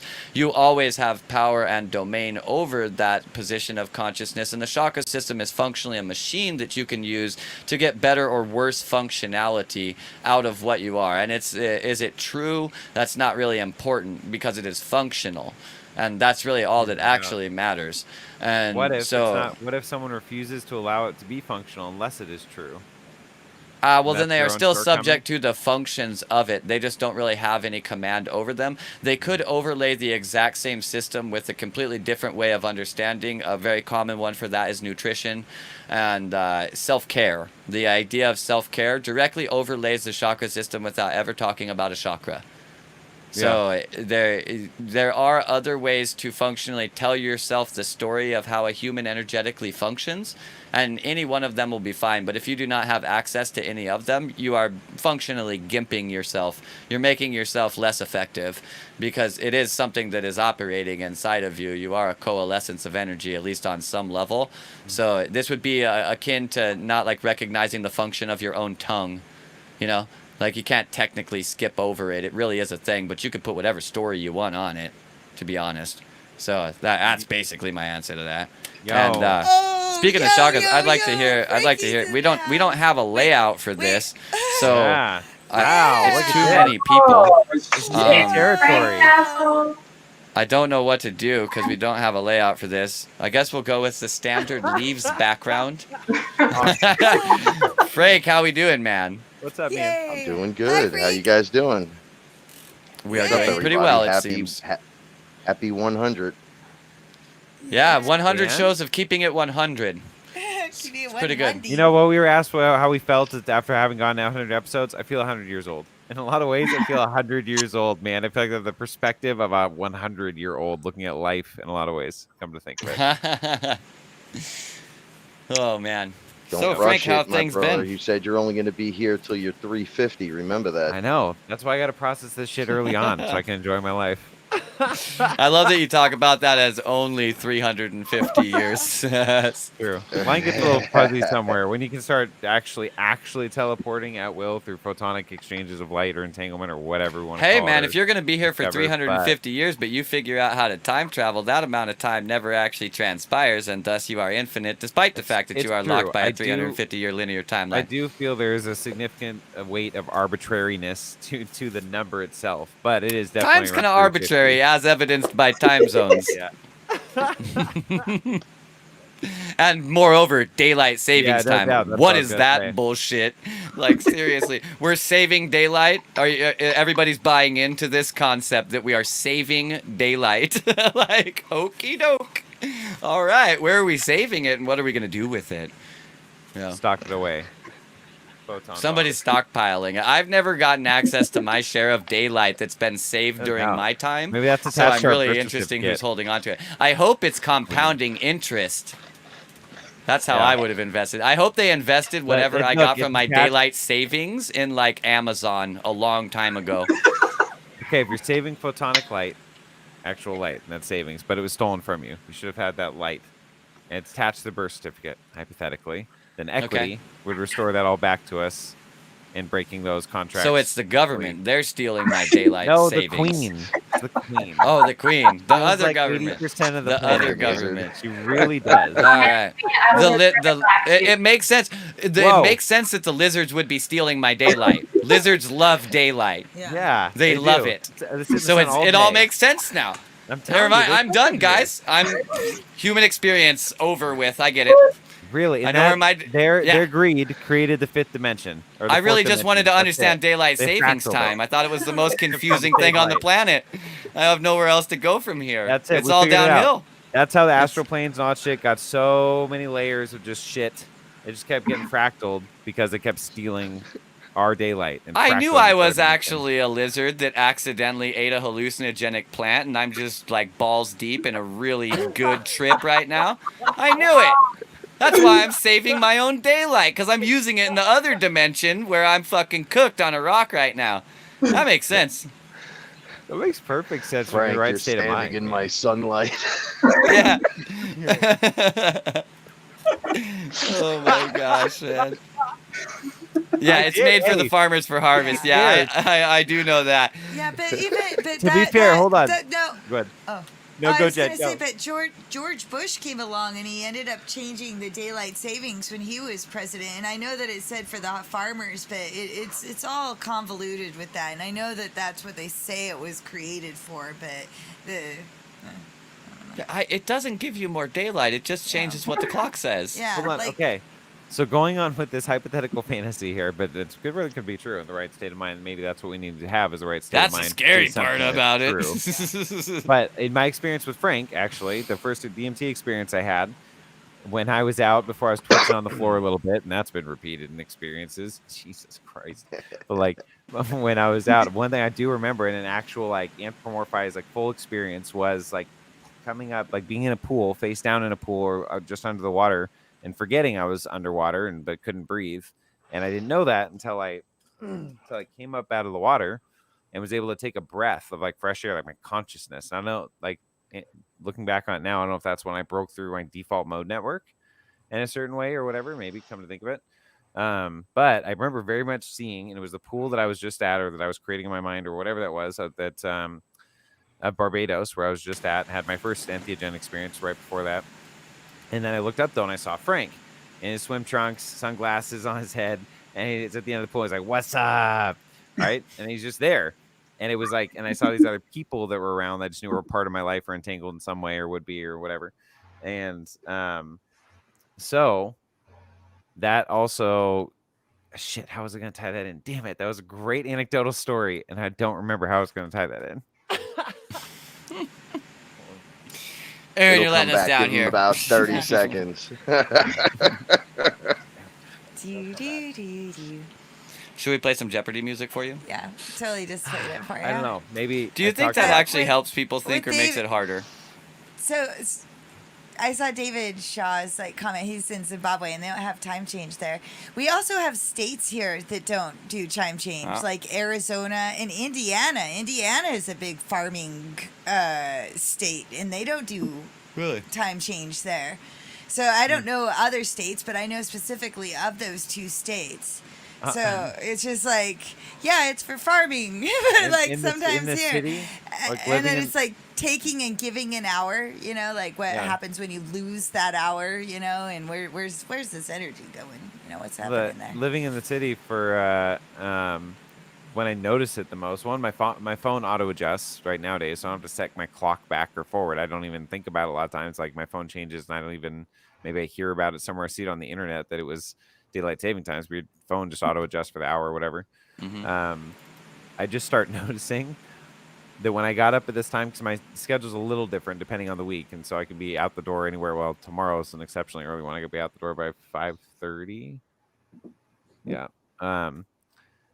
But anywhere from like I don't know 6 to 8 or 9, and the sun either is starting to like show up way later or way sooner, like overnight. Which because it was daylight savings. It's just like when did that happen? Oh, they must have done daylight savings. Oh. 'Cause the sun hasn't been here the last 3 days in a row, and it's normally here at this time. It's not. So. Hmm.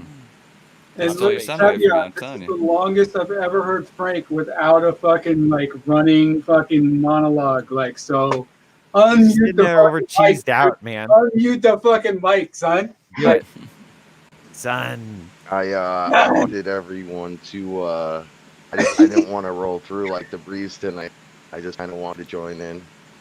Yeah, man. I've, Please. I've been in a friggin' cocoon, and I've had a bunch of like multiple week-long Aya experiences with people, where each one was fully successful breaking through to the next, and then I started like jumping in with them, and everything from more marches over here in the Bronx to everything else you could fucking imagine. And during that time, I was told, you have to back out 100%. We need you to back out because you have other things that are going to happen. And as soon as I did, I like cocooned up. It was like weird to talk. days would just go by, but no depression, complete happiness. But within me, I can't explain it except for the Huh. year I took off before actually talking about this stuff. The other day, I had a massive breakthrough. Ellen was here, and she was like, "Yo, I dare you to bust out the DMT." I was like, "Psh, done," and I haven't touched it. Right, so she had a massive breakthrough, massive. Aaron, she was like, "Bruh, bruh," right? And I was like, "Oh, I'm going in and see what the fuck's going on." And I Awesome. wound up taking 3 massive hits. And I usually just take a hit, maybe two, and I'm in. Yeah. I took the three. I went down. They said to me, "Do you want to stay in your body for this, or you want to get out?" And I said, "Well," and I was playing with the idea, and I says, "Well, you know what? Get me out of here." And they said, "Too late. You're in. You took way too long to answer that." And I was like, "What?" And I rose above what they were doing by a nose, and I was like in the Godhead here, like it was Yeah. Yeah. complete universal freedom. And I was able to look down, and they were rebuilding my head. And I've had this headache up here for like a week now. And they were like, "Yo, you guys are all evolving, and now you're literally the numbers, the resonance, all that shit is going up, right?" So it goes. Let me see, where am I? It goes up, and then when it comes down, it only comes to here, and then it goes up, and then it comes down a little bit. So you're Yeah. constantly on this upscale, even though, like 3 what steps forward, Bitcoin's 1 doing, step back. kind of. Yeah, exactly. So they're like, "There's no going back no more." So I'm like, "Yeah, I don't give a fuck. I don't want to go back. Back is stupid." So they were like, "All right, check this out. We're literally, when your Mac gets like a new operating system and it takes like 18 hours to fucking flip everything and get everything done. You know, Jesus Christ, I got to do all this for the new OS system." They were like, "That's what we're doing to a bunch of yous are now getting this, right? So specifically, you worry about you." So they went into my head, they pulled my brain out, and they put a new one in, like a new operating system, and it was like Cool. New hardware. activating, and they were showing me like a quantum computer and how it works inside the head. And I was like, "Yo, this is awesome." And then before they activated it, I didn't know who I was naturally because they removed my other shit. So I was just standing there like a dummy, like, And then I said, it was the weirdest thing, my dude. I'm gonna say this. I'm just gonna throw it out there. Yeah. I told Paula this. There were other people here when this happened. I bugged out that Black Panther died the other day, right? Yeah. Yeah. And he's just Black Panther. Everybody that's been in my house knows he's right here on my shit. So Yeah, I man. just really like him. So I was like, "I don't know who I am anymore," I said. And then I went, "Did you know Black Panther died?" And I don't know why I said that in the middle of this. I didn't know who I was. And he fucking walks up to me, and he's standing over me, and he goes, "A king recognizes a king. You must stand." And I was like, "Wait, what the fuck?" Cool. I go, "There was no one real here."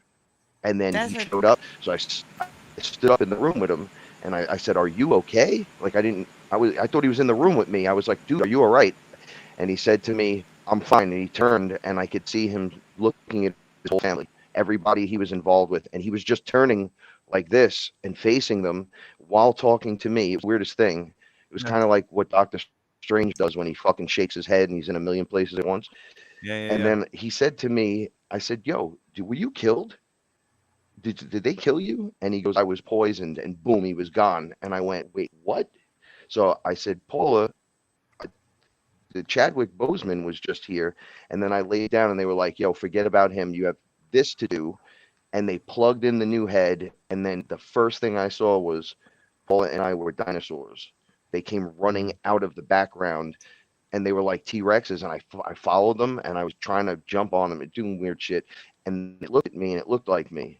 And I was like, "Oh shit, why am I remembering this?" And then it was just quantum. Now, I'm going to just caveat this whole story with this, because that's the end of it. My thoughts for the last 3 days have been out here, not in my actual head itself. Yeah. So I've had this headache, and you touch my head and it hurts. But they were like, "You're evolving. Everyone's evolving." So there's growth, like growing pains involved with that, literally. So I'm Yeah. like, "Holy fuck." I have marks on my head from where I was hooked up to a machine, and I have just like little marks, like little discoloration spots on my head going all the way around as if I was wearing the helmet or something. I can't explain it, but when I was there, I saw them putting plugs in me and draining stuff and pushing shit in. And I'm like, what the fuck is going on? They go, yo, you guys have achieved the God mind. You just don't know how to play with your skin suit technology yet, like you say. Yeah. It was like, you Yeah. don't know what you're doing, but here you go. And all day today, my thoughts are out here. Nothing's inside my mind. It's all my mind out here. I can't explain it. But if any of you have been eating shrooms during this time and smoking or drinking, let me know if you're falling into these positions, because the people I've been working with, they are. And some of them that aren't, that are still in that group of people, are being told, well, you're still catching up because you just got here. Like, you have all these years still trauma to get rid of. Dude, they were unspiraling my DNA in front of me. Like, and then darkness was coming out of it. It was like rolled in between. And then memories you could just remember. Shit you just remember. You look in your mind and it's there. You remember You're like, that oh, you was remembered. I? Yeah, it's just there. Like, oh, lion beings. Boom, lion beings everywhere. You're able to access it. Like, Lion beings. and Toth told me that, like, you're not supposed to try to do any of this stuff. You're just literally supposed to do it. You're supposed to You're the think it and it receiver. goes off. Yeah. Yes. So Yeah. I've been just going to bed, laying down, going, I'm abundance, I love everyone. And I wake up and the day starts happy, and then it starts like Yeah. abundance comes in 50 forms. But if I don't move my feet to the beat, you start missing shit opportunities, and you're like, oh man, I didn't know, and I didn't know, and I didn't know, and then suddenly it's quiet and you're resting for 2 hours, and then you're back up like you just start the day again 2 hours later after like a little nap. Another day starts. So all the people that aren't, I guess we're all upgrading, but some of them are really having a hard time. My whole family's having a hard time. They're all breaking away from me. They all gave me the blessing to get the fuck out of here, which was pretty wild the other day. And I could see the chords going, and I could see people like us gravitating together, and I could see the other ones falling away, having such a hard time. But they don't fall away where they don't go. They're coming, but it's like a rubber band that's pulling away, and then they're going to come back at their Yeah. time. I noticed my brother has the same back injury. He just has two injured. He has two herniated discs in his neck. He fell at work, hurt himself, spent 2.5 months out of work. And I said to him, now's your time. You're exactly the age it happened to me. And he looked at me, he's like, get the fuck away from me, will you? And then he's aggressively fucked up for weeks. I can't even explain it, while doing his responsible duties as a father, which he does very well. And I'm like, oh my God, he's going to crash rock bottom. And I is like, you can't help anyone here. Leave. Don't be like, oh, Yeah. I'm so sorry, whatever. Everyone loves Yeah. everyone. Yes, it's none of your business now. Leave. Don't Yeah. try to help. Don't put your hand out. Everyone's giving you the stink eye. Walk away. So we're losing family away. members left and right. Yeah. Yeah. And I agree. I'm sorry, man. That's fucking hard to do. Yeah. No, let me ask you guys, because this is Yep. the moment I think we've been Yeah. waiting for. Check this out. What the fuck is okay, who's the lady that talked about, okay, 5D Earth and then 3D Earth? They said there is a separation, but everyone eventually goes. But Paul and I keep thinking that you kind of, the people around you kind of let go, and then you fade off into the background, almost like Back to the Future when the photo started erasing. Except you're still there. They're just not aware of you, but you're aware of yourself in the photo, right? So they just don't see you there, because I keep showing us bouncing, and then it being like a year later, they ask us to come back, and I just think I moved somewhere. There's no portal. There's no separation. It's just a feeling, and they leave. And then when I show back up, nobody remembers me until I start losing my shit. Like, you don't fucking remember me? It's me, motherfucker, Frank. And they go, oh, it's my brother. Wait, I have a brother? Wait, it's Frank. Of course I have a brother. So what is your Yeah. take on the separation? Like, is it going to be like a cell mitosis? Do we get raptured? Do you go to another planet? Who we stay here, they go there? Or we just change frequencies, and higher frequencies are aware of the lower frequencies, low frequency, not aware of the higher frequency, whatever your Zero take, D. because I think we're here. 0D. Not 3D, not 5D, 0D. Void space. That's what Does I it? I feel like nobody goes anywhere, but everyone moves in a almost like you go to college from high school or grammar school to high school.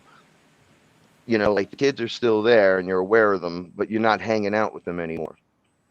Right. You're off doing your own thing. But that's also just everyday life. I could just get up and move and not see you guys, right? But that's Mm-hmm. not this. This is something completely different. They literally can't resonate with this, anything that goes on with this show, my show, any other show. They can't. They're still just like, oh, Epstein didn't kill himself. Yeah, that's pretty obvious, right? They're still Fine. in that weird shit. Okay, so I think on some of the practical geo-cultural or like national cultural dynamics, well, probably geo at some point. I mean, like for example, Amazon and Google and all them are pretty much moved out of the city. Some not coming back or even considering coming back till January. Some till like July of next year to refill the building. If there's maintenance people there, we still check the boilers and do like, talk to the maintenance people. It's like a ghost town in there because they're doing other shit. But a lot of them are new buildings too, and so they're totally abandoned. But a lot of people, other things too, have read or looked into, and I think we've all talked about in different ways, at different times, are finding.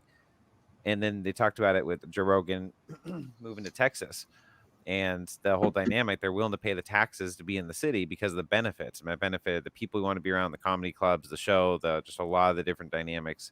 But when that all got shut down because of COVID stuff, they lose the benefit, the primary benefits in a lot of ways of just staying in that physical location. And so I think Right. with the podcast sphere or just interconnecting digitally, even if you're not podcasting, allows people, and if they don't have to be near the city to work, now they can work from home and whatever that means, or some change of capacity, or totally change their work style. They're reconsidering their lifestyle. They're moving out of the cities in droves, like getting farther away from the cities or starting, whatever communities. I think that's going to be more and more common over time. I mean, as long as politics doesn't go crazy bad and some awful, worst bad case scenario conspiracy theory, pick a handful of them, different factions or things or timelines or things that want to happen that could go bad, but let's say it doesn't.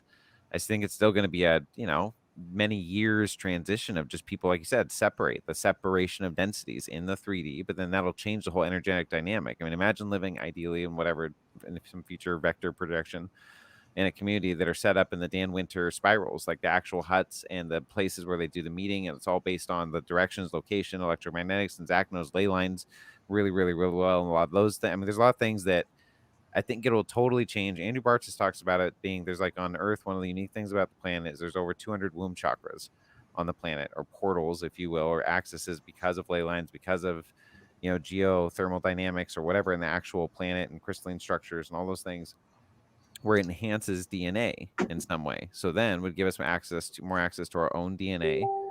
And when you live in communities or even communities that can be visited regularly that are constructed in these ways intentionally and whatever, just being there and being human, whatever that means for the context. We've talked about ideas of what that, things to do there, what they could look like, or growing things, whatever.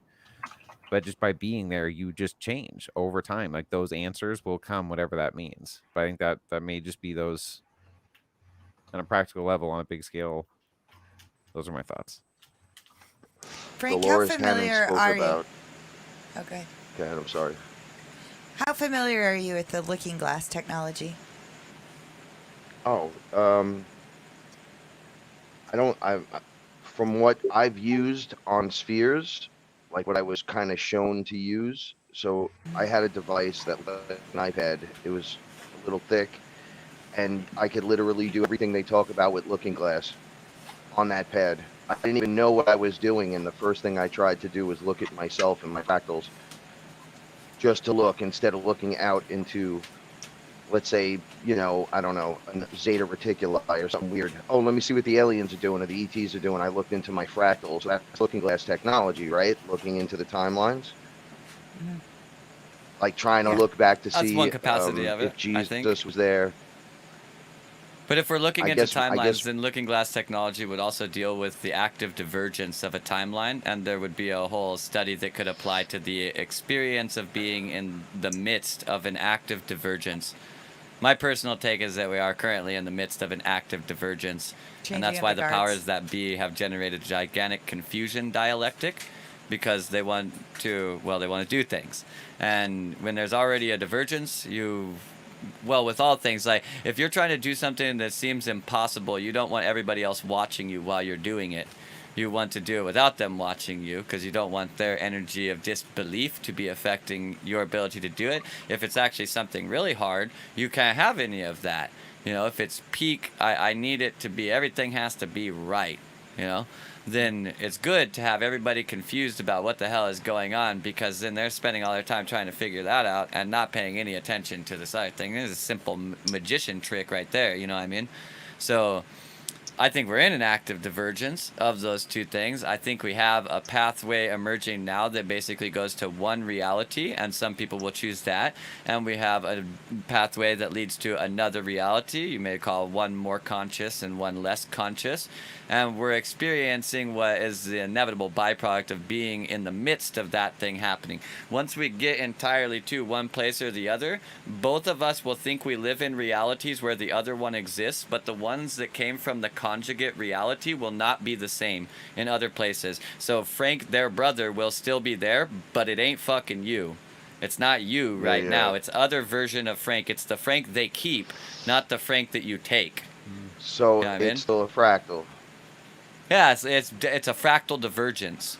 You know, there is one thing, that one thing maybe sits here now, but it's splitting off into two different directions, and this is the picture disappearing kind of thing. You know what I mean? Like that, the real version of you that was captured inside of that picture, that's fading away into non-existence based on the relative perspective of the reality in which the picture exists. Yeah, it was Does that more make like sense? he didn't know me, not that I Right. didn't exist.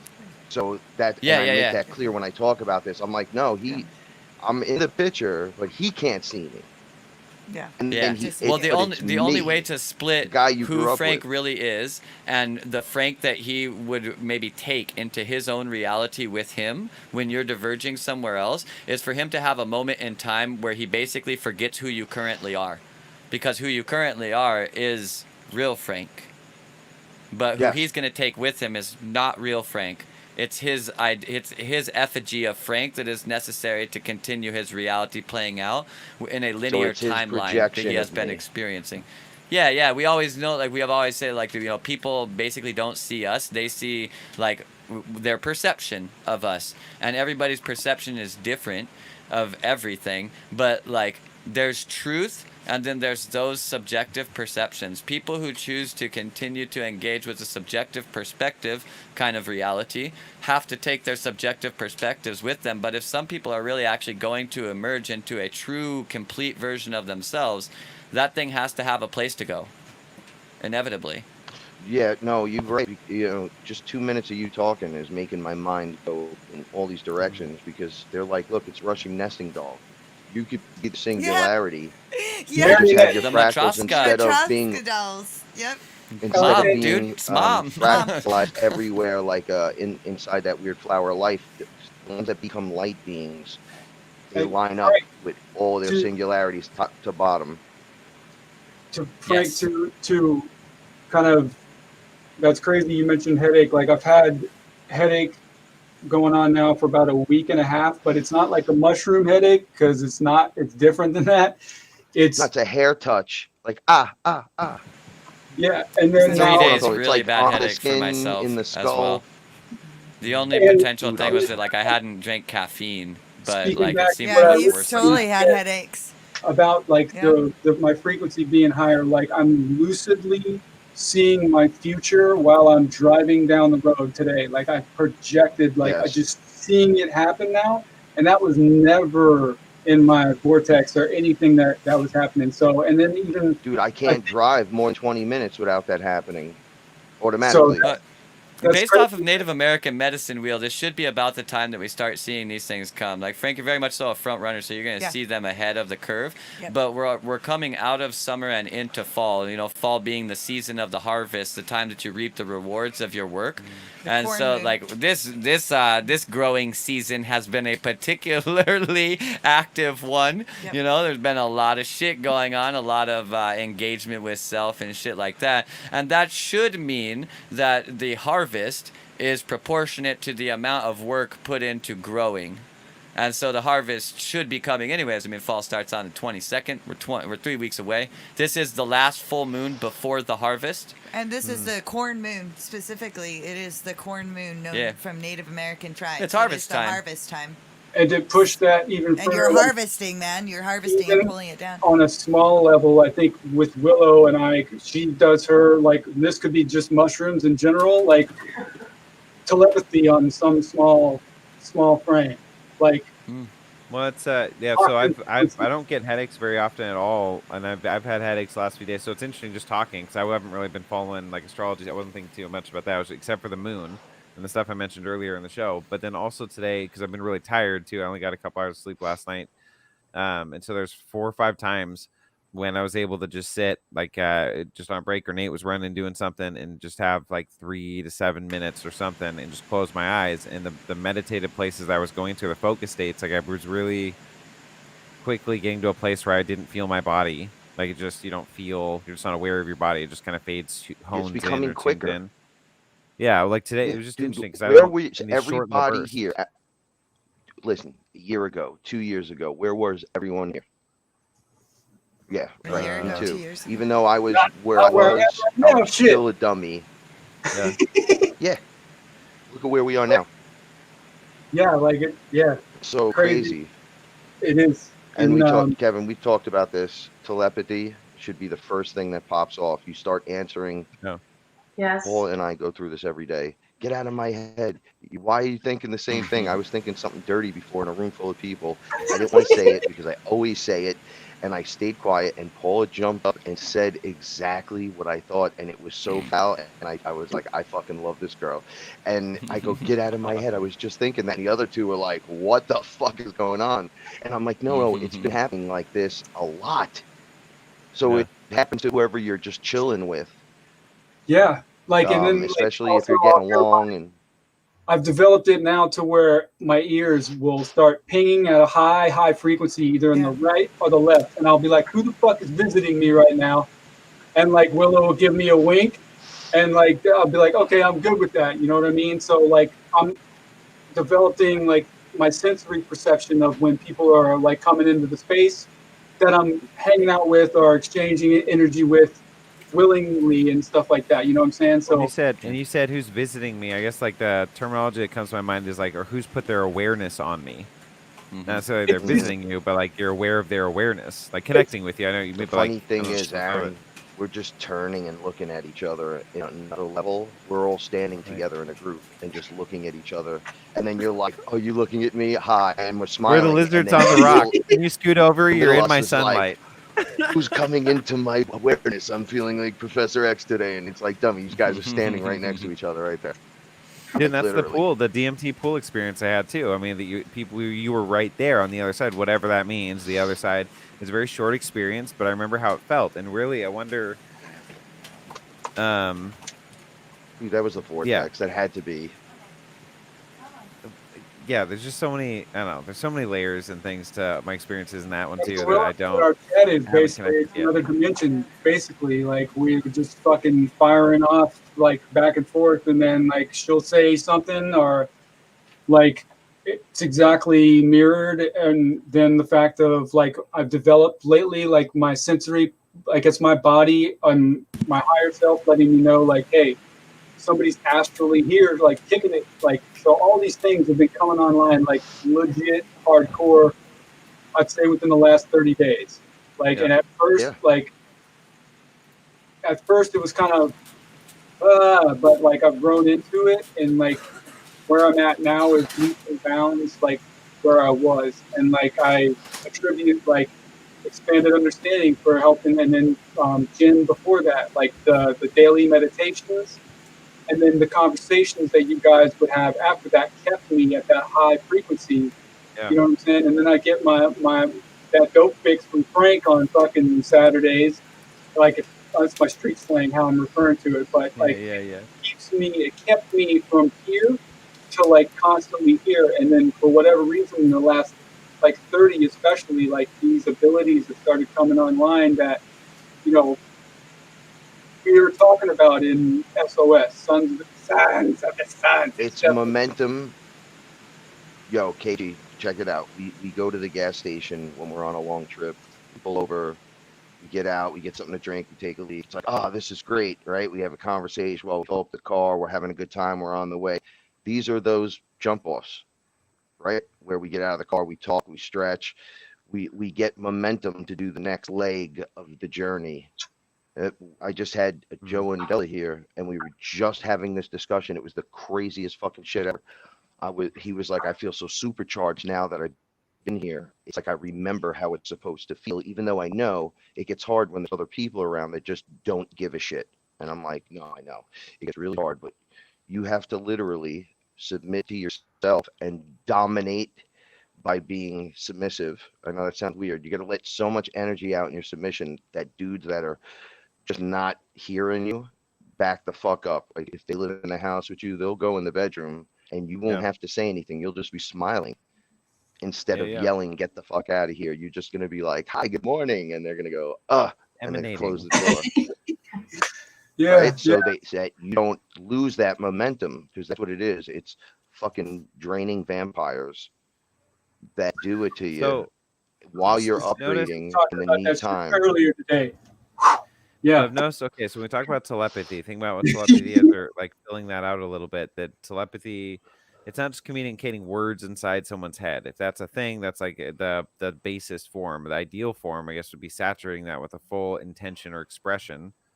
Not just like even the words don't matter. You get it, right? You feel and see it and perceive it. You get a full word image picture of light that you are able to feel or express from someone else, and then ideally in real time. But understand quantumly potentially too that doesn't have to be in real time. Sending out a prayer to someone or sending out some intentional telepathic connection, knowing that it may be received at a later date and time when the other person puts their awareness on it or comes into their awareness for whatever reason at whatever time. But when connecting, sure, if you think of like someone's experience as just like a swirling toroid of energy, then if you put energy into that toroid, it doesn't really matter when they get it because it just keeps recirculating through the toroid. Right. You know, so it's kind of always there once it's put there. Yes, you're putting energy into it. So like so I haven't had astral projection experiences on my own, like full engagements that I know or can interact in that way. However, I've noticed when I will intentionally put my thoughts or my energy in a feeling state in my body, like really want it, like saying a prayer or whatever, really caring about someone and wanting to see them happy or healed or whole or just coherence with them or whatever, sending them energy and like love and feeling that in my body, the ways I appreciate them, thinking of stories or just running through my mind pictures of that. Brain coherence. That's the technique that I do like every day. Yeah. So what I find out is like I'm doing this driving down the road, or other times intentionally, not so engaging in deep meditation, but it is very visceral in my body with my intention towards that person, not really thinking about it in that way. Like that's what I'm doing, right? As I'm doing these things, and then find out there's been sometimes recently that someone's contacted me and say, were you just intentionally astral projecting to me? Because you definitely came and like did this, and it was the intent that I expressed was what they received, but maybe in some other dynamic. But I didn't realize. Anyway, it's just really interesting that's how I'm experiencing on my end. They're experiencing on that end more. That's why I said to when it was asked what I did for a living. That's why I said I'm a magician and co-creator with Sons of the Sun. But on a smaller level, like because I'm Johnny 2-Day at this shit. You know what I'm saying? I've only just really stepped into this fucking being within the last 30 days, maybe a little bit more. One thing unlocking.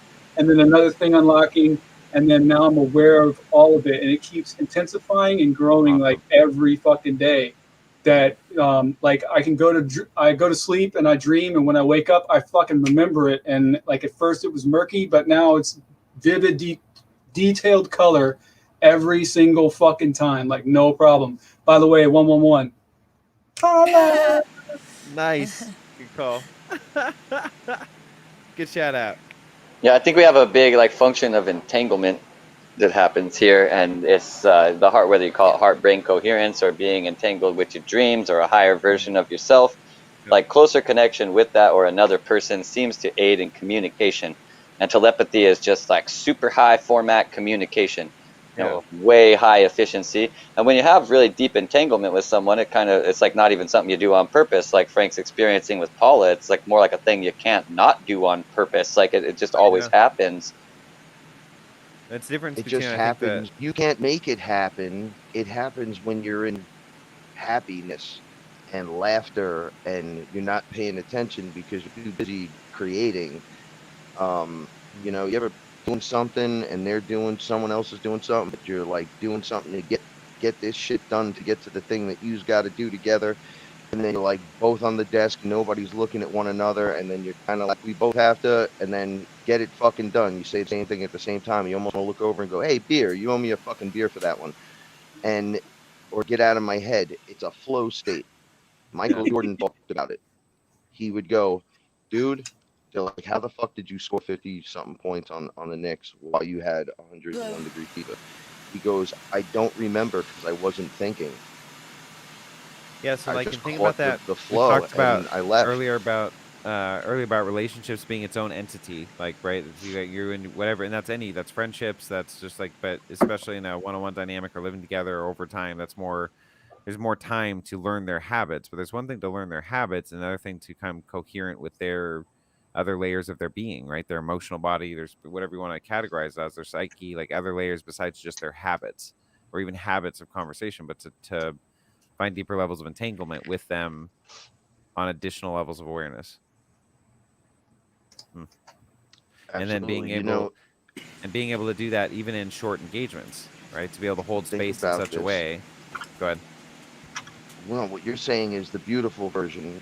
Do you know when else this happens? Does anybody remember a moment in pain, agony, or desperation where it occurred as well?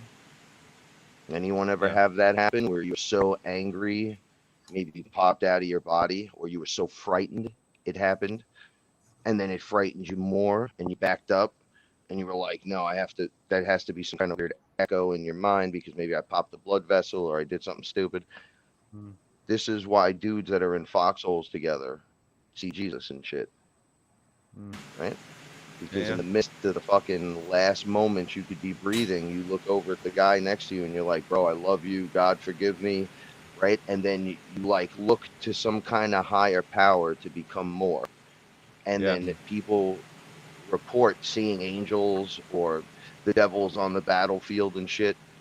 It becomes something like more than, and you connect, or you move through the night with your team almost like you're connected with telepathy, right? What would Mm. Vikings do? They would eat mushrooms and go fucking kill everyone, right? They Yeah. felt Well, like they were minus hyper connected with the animals killing and shit. everybody part, but Hyper neural entanglement with the group you're doing mushrooms with. It was a focused It awareness. comes You're in going into from battle or the hunting. adrenaline, yeah, Yeah. and we're all tuned into it, right? Say you were hunting me, and then you were out on the battlefield and everyone ate some mushrooms and they were like, yo, we're going to get Frank. You know what Frank looks like. You're ready Yeah. to fucking come in and get him. And I'm just taking off like a fucking rabbit and you're just focusing on the fear and the adrenaline rush. Come on, let's Oh, get this motherfucker. And then, well, and then there's the also, mob mentality. yeah, Dude, the it mob picks up mentality and and like, becomes a spiritual thing. yeah. So like, even like, how would I wonder? I haven't heard studies like this or ideas, but I can't. Maybe we can think of some where if you get a group of people together at the same time, take mushrooms, but with a focus or a problem together, whether it's in a video chat or I mean real life in person with whatever the problem. I mean, I don't know what the problem is, but something like that. Hunting is one thing, or maybe an activity. Maybe it doesn't have to be like some cognitive an activity that just to see what develops from everybody focusing and being hyper or So neurally connected. I'll tell you what, you're exactly, check this out. This is fucking amazing. The answer is everybody needs to do more drugs. Paula Is that was, Paula was talking to me about at the same time? the after effects and the residuals of DMT and ayahuasca and mushrooms, right? So where days go by and you feel like it's more is happening, like you've had a chance to absorb it and shit. She was talking about. I brought something up about the children that have been trafficked or abandoned, and that Mm-hmm. I think I have a solution, kind of a solution. And she was like, "Oh, we already have places where you put these kids, and that's where they rape them and get them and whatever." I'm like, "Hold on, if we roll into tribes, smaller communities, right, and we start Mm-hmm. to care for the land, care for the space, care for the things around, because you're getting Gesara, Nasara, money per month. You don't have to go to work. You kind of do the work you want to do. A lot of people are going to have a lot of nothing to do, but still in your neighborhood, there's going to be abandoned kids, abandoned animals, abandoned this. Right. So I thought of the X-Men, right? Professor X Yeah. puts these kids in the fucking mansion, right? And he Yeah. teaches the outcasting kids how to become superheroes. So I thought, why wouldn't we put the community gardens and the kids right in front of us, and then teach them, sports, how to make dinner, how to write a check, Totally. how to plan, and then we go right to them. Like I could just go there and just cook one night for people. I don't have Yeah. to do it like it's a class. I just go there and do it because it Totally. takes the community. It's like a tribe raises kids. Like we all got to do Right. it, right? If I see you fucking up, it's Jen and Zach's kid or something, and I'm like, hey kid, I see what you're doing. I'm gonna tell your father, no, I'm not even gonna go there. I'm gonna get you by the ear, drag you back to your dad, be like, here's your son or daughter. This is what they were doing, because you're not supposed to be doing that, right? So they're like, oh fuck, busted. But at the same time, when they do something amazing, they're justified and cheered. And yo, see, that is how you get just an awesome human being award in your fucking heart. How did that make you feel? It made you feel amazing. Look, you rescued the animal. The animal's alive and well today. How does that make you feel? Amazing. And you just keep pushing and pushing that, and you keep them right in front of you. You don't hide them. Yeah. You don't put them in the back. You don't put them in a bad neighborhood. You put them right there. They're not going Right. to rob you and thief you. You're going to go there and teach them music, how to be an Yeah, adult, man. how to clean themselves and be a human being. That's Well, and everybody in fucking that, I guess fun. everybody in the community, it depends on the community or dynamics. Everybody has their own niche. There's things to teach or things to learn or things to just Dude, by I just hanging got a out or puppy. being You got to around. teach it not to. Yeah, exactly. You got to teach it not to shit and piss everywhere. I got a puppy, and it's running all over the place, going nuts. And right, my mother's like, I want to fucking kill this thing, and I'm just like, it's the cutest thing in the world. I've never once thought like, take the puppy and shake it or something like. Pick it up and go get it. And now 3 weeks later, it's starting to just do the right thing. So everyone's like, oh, the puppy's great. I'm like, yeah, of course it's great. But You're you got to teaching fucking them teach so it. You got that, to give it yeah. the time, right? And now I gave her a haircut and everything, and she doesn't have poop paw or pee paw, and she jumps in the pool. The pool's fucking 5 feet deep, right? So she's a little 8 pounder. My point is this: you just give it a little attention, and it's going to explode. It's not going to have. It doesn't need people there 24/7. You fucking. What happens when you raise kids, right? Half the time they want to play video games and hang out with each other, and the other half you give them activities to do, and then there's dinner, lunch, breakfast, fucking sleep. There's not enough time in the day to be a fucking jerk off all the time. People will relax. It'll come down. Everyone's got money. You can do whatever the fuck you need to do. You go on trips. You go do whatever you need to do. There is no hassle. So when you're like, oh my God, but it's going to be wet. It's going to rain. Buy everyone a fucking umbrella. Literally, just get everyone an umbrella. Well, there's 26 of us, bro. I make 10,000 a month for just breathing, just to breathe. Not to mention everything else that comes in. Get everyone an umbrella. It's $6 each. Get the fuck out of here. Yeah. Yeah, I think this really This- comes this down to kinda- like we have a kind of function of punishment in the way that we raise children when really it's more about discipline, and discipline is kind of misunderstood, I think, in the modern mind, where like that being very good to them, rewarding them when they have done the right thing, and making sure that they're accountable when they have done the wrong thing, the whole of that is the discipline. And oftentimes the discipline just becomes like another word for punishment, and the kind of like the parent or the society kind of like treats the child or whatever is being nurtured and raised as though like it's just supposed to like get it in trouble for when it does stuff wrong, but it's not really its responsibility to ensure that it's positively reinforced when it does stuff right. Right. And as a byproduct of that, I mean, the human mind will just not even know. They'll start to associate it with do more bad things because that's when I get attention. Like that's what Right. the mind will do in that Yes. situation. So because Oh my it God, wants there's so the many attention. kids and there's that thing where the guy's smoking pot in the room going, oh, I wish my kid would just understand what the fuck I'm saying. And then the kids in the other room smoking pot going, my fucking parents are such a pain in the ass. Yeah. And they could All just they be gotta do both is smoke a smoking bowl pot together. going, Yeah. that's what I'm saying, right? Like everybody just Yeah. calm down and talk. It's okay. So if Yeah. we present it in a different way, instead of like disciplinary, you lack discipline. Shut the fuck up. We're not going into the military. You don't need to go into the military when you have nothing anymore to fucking force yourself with vaccines and war and this and that. Fuck that shit, right? You can just live a great life with the community, the tribe you're raised in. I don't Yeah. know all the specific details, but shit, like I said, everyone here knows something that the other person doesn't, right? So if we dropped a baby in here, you don't think that baby would be raised correctly with all of us raising the kid? Be fucking mad? The kid would be pretty cool. Yeah. And everyone would give it attention and just be like, yo, I want to do this, I want to do that. Especially if you had nothing to do. is you just wake up during the day. You're like, hey, I'm gonna take my dog for a walk. I'm gonna have some breakfast, and then maybe I'll exercise. Maybe I'll take Joe, Phil, and Bob and Susie out for a fucking run. I'll teach them how to run properly. It's only gonna be 20 minutes. We go up the road. They come back. They got 100 things to do here, right? Yeah. We're gonna be removing the pedophilia from society and the Yeah. sex traffickings. It's gonna be so high, so it's not gonna be in demand, right? And then not hiding the kids away, like you were saying in the corner, and then doing the punishment thing. You keep them out front and center, and you keep all eyes on them. You hang out with them, and you raise them with the community, and watch what these kids do, right? They'll go, hey, we should have this in society, and you'll go, whoa, nobody has that yet. You should create it. And then 10 years later, that kid's out there doing it. He's like, we didn't have a Yeah. name for this then, but thank God for Zach and Jen and Frank and Willow and KG. And there's and like everything. a legit, Gave me love, and I did it. yeah, and there's like a legit role, I think, even in that. I'm thinking about now. Like, I like to read. Like, do you remember as a kid going to? I remember to the library. Like, I was a lot younger. They had someone come in regularly and read books, either that not necessarily they wrote, just books, like some story time or whatever, or they do it at school, and it was so engaging. Depending on the person doing it or whatever, it was kind of like listen, but not quite audiobooks. They would engage the story. There's images, if it's color books or whatever as a kid. But being able to read books in community settings, like there's such an engagement there and discussion, even in reading or something, or just like listening to people read, because I'd much I rather listen to agree. someone I know kind of read than just go get an audiobook, or like you can kind of tune in, like they're just reading at the, kind of hang out and listen to them read. You don't even have to say shit, man. Hang out for an hour or so, then go like a church kind of.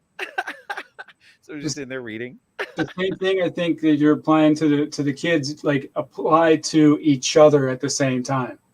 Like, because every day can like get you in the Superman, like, and then you're down, like, you know what I'm saying? But as a community, if we see that, you reinforce that positiveness and all that kind of stuff. So we always keep each other high. Housewives That that vibration. never feel that, you the housewives that feel like they could never do anything because these fucking kids and I got too many chores and blah, blah, blah.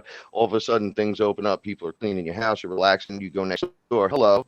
Oh, I've never had a friend for the last 20 years because I've been too busy doing this. Right. You're not too busy doing that anymore. So greetings, neighbor. So you do it to the old lady, you do it to the young lady, you do it to the young man, the older guy, the father figures. All of a sudden, the dude across the street teaches you how to change a fucking tire. He sees you doing it. No, son. You take this and you stick it in the tire and you spin it. Oh man, you helped me. My head doesn't hurt. Now I know how to change a tire. Yeah, it takes 2 minutes and you save the day. And when you start living that way, it's all good. You teach everyone how to fucking plant and grow their own food right up front. And now, but I'm also looking at, we have free energy.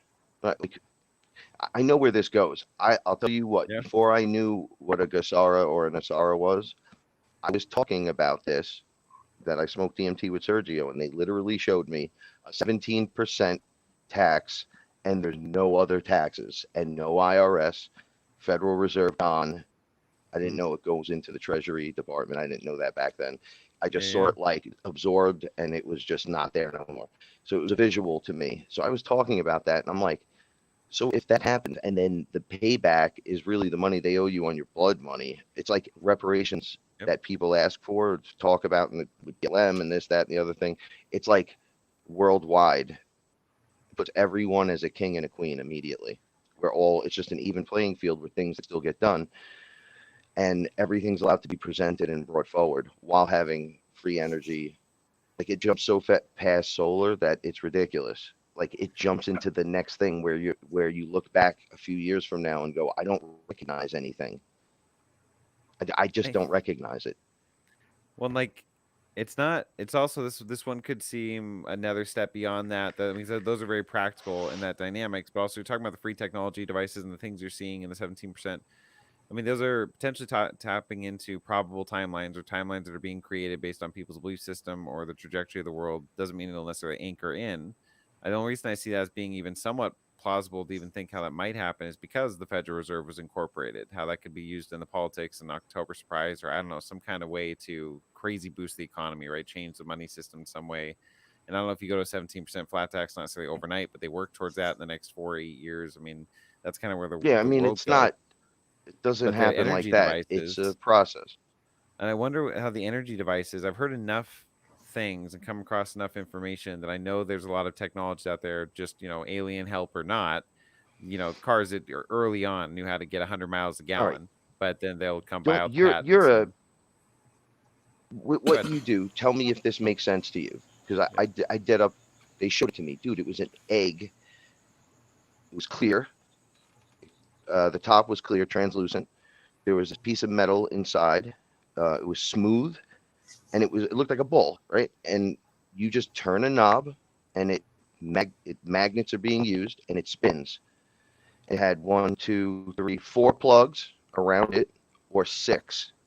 So it was either a bigger one or a small one. So this was done for the first round before it could be incorporated fully, right? So they're like, free energy devices. So they hand these things out, you activate them, you turn them on, they're silent, and they just spin. You could turn it up a few notches to make it more powerful depending on what you're powering, and it doesn't stop. That's it. There's no friction. It never stops. So you just plug your devices in around it, and these egg things, they look like the humidifier tops. And they're like, Frank, you just plug into that for now, and then it'll be incorporated into the new homes and everything over time. And those things never turn off. right. So I They mean, it's make energy it's forever. some form of over unity device, or some kind of just more efficient form of generator. Ultimately, it's just technology. I think they probably have had, or it's not that hard to build, or obviously they may come out with. It's just a matter of that being released to the public, or some kind of engagement through mental. Like you were given the Casawaska, your own version of ayahuasca in your ayahuasca experience. I mean, that's where you learn that. So people actually then learning to learn things through connecting and getting blueprints for technologies and things, connecting their own consciousness to certain things, but they, again, just not being stopped, or their own ingenuity, 3D ingenuity, whatever that is. Think about bringing that to the forefront instead of having corporations buy it up and stick it in a container and go, we can't ever use this. We Right. can't ever let them know about this. And then what they Yeah. have, we were asking, so is the military, because everyone's convinced in my mother's age bracket, she's 69, haha. She she's she's convinced Oh, I bet your that the grandma, bro. military the military's 100 years ahead, right? And Paula and I are like, nah, it's it's it's not 100 years. Could it be? And then it's 1,000 years.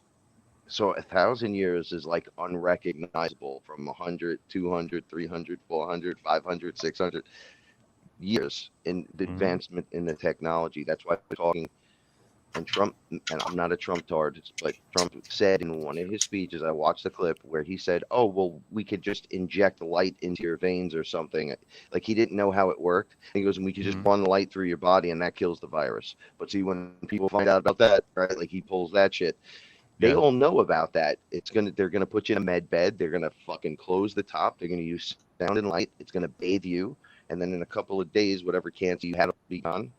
Whatever broken bone you had will really be advancedly healing, perhaps even healed immediately.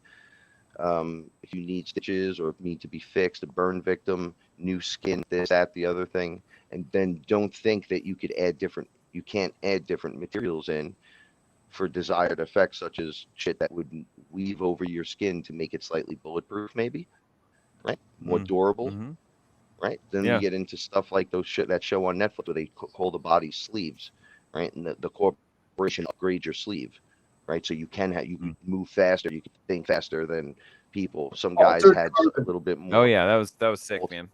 Carbon. Yeah, it was a really good series. I was impressed with that.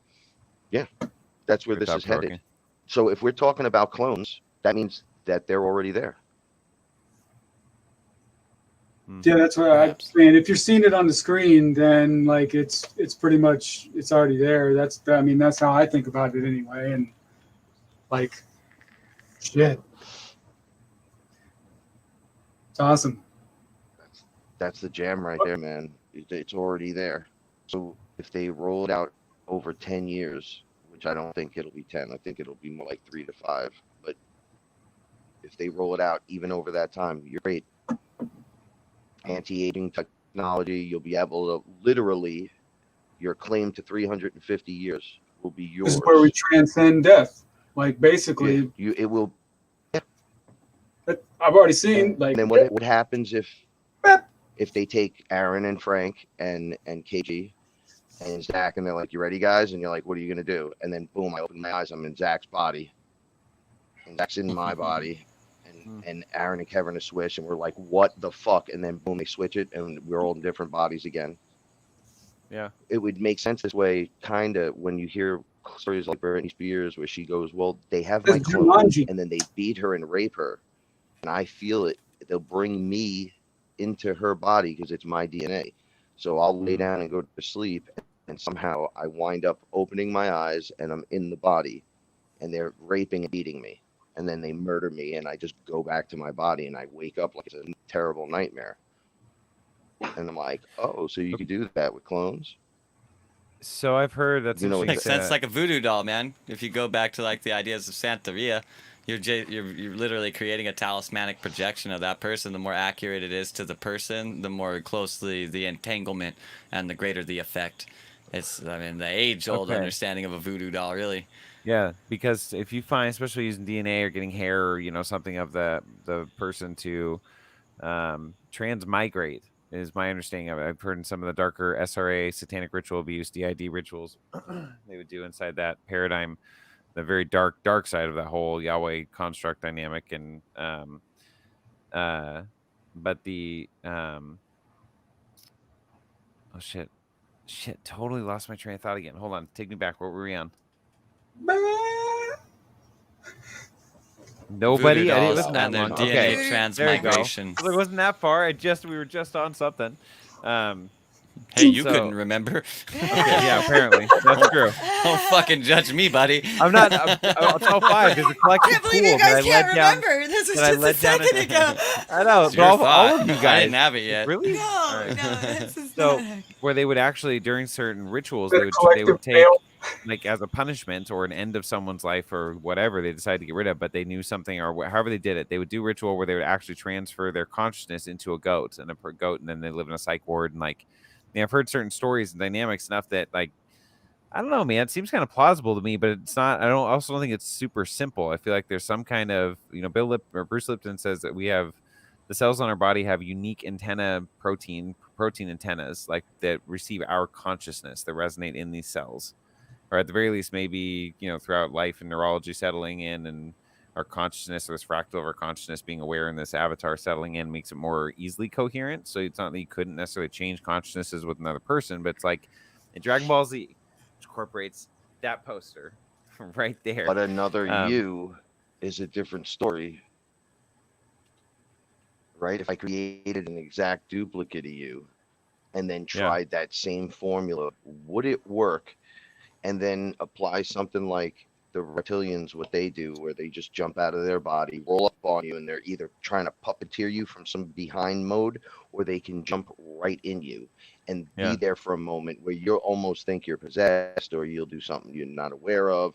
You'll go left instead of right. You'll do something you'll get in trouble, and they just jump out. So can you just do that? And if you're doing it with a clone of you, and they're throwing you into it or pulling you into it with technology.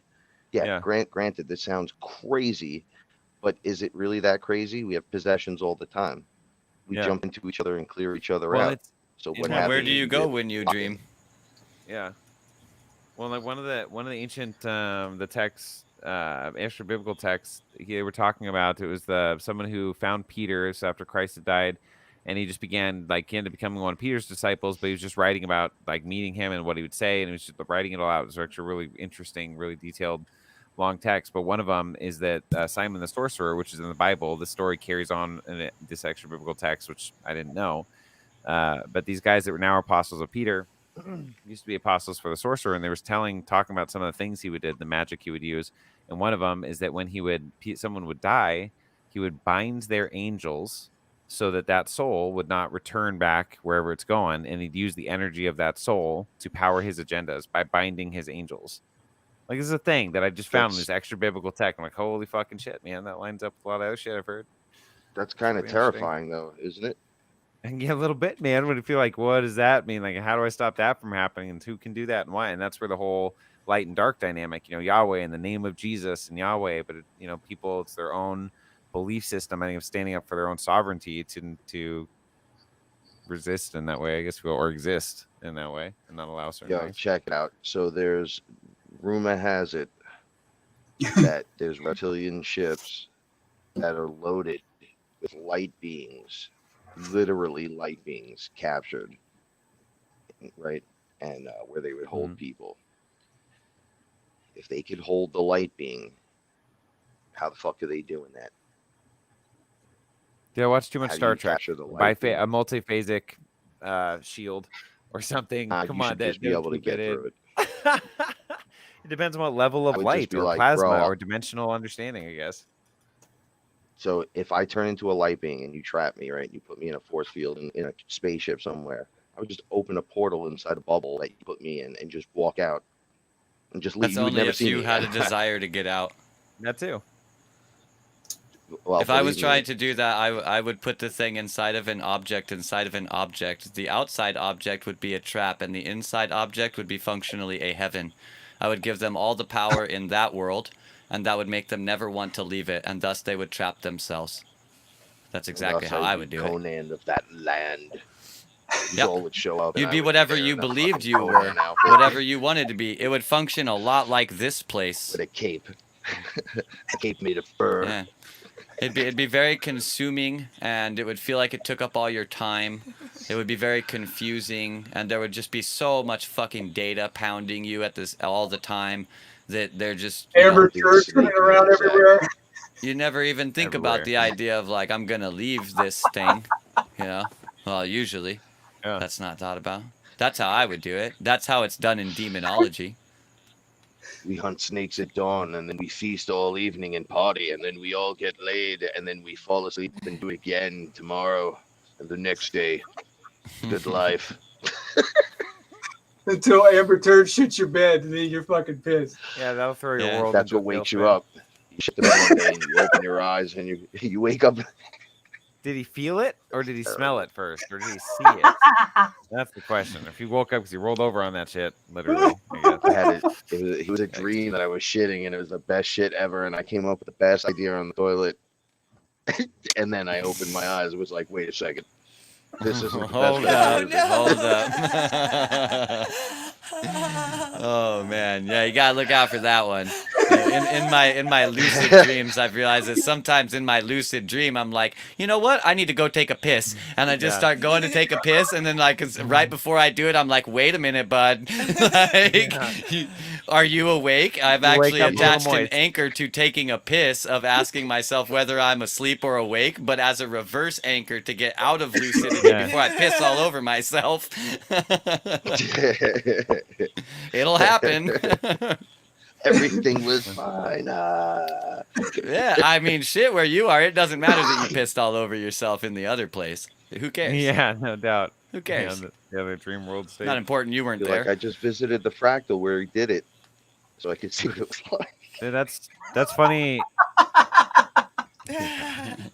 I slept so hard and so heavy when I was younger that I'd wet the bed.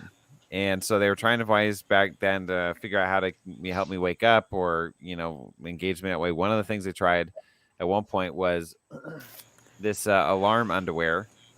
That, Alarm underwear. Oh, no way. Alarm Yeah. underwear. yeah, true story. All They right, so vibrate. it's yeah, no, it was this diaper with moisture sensors.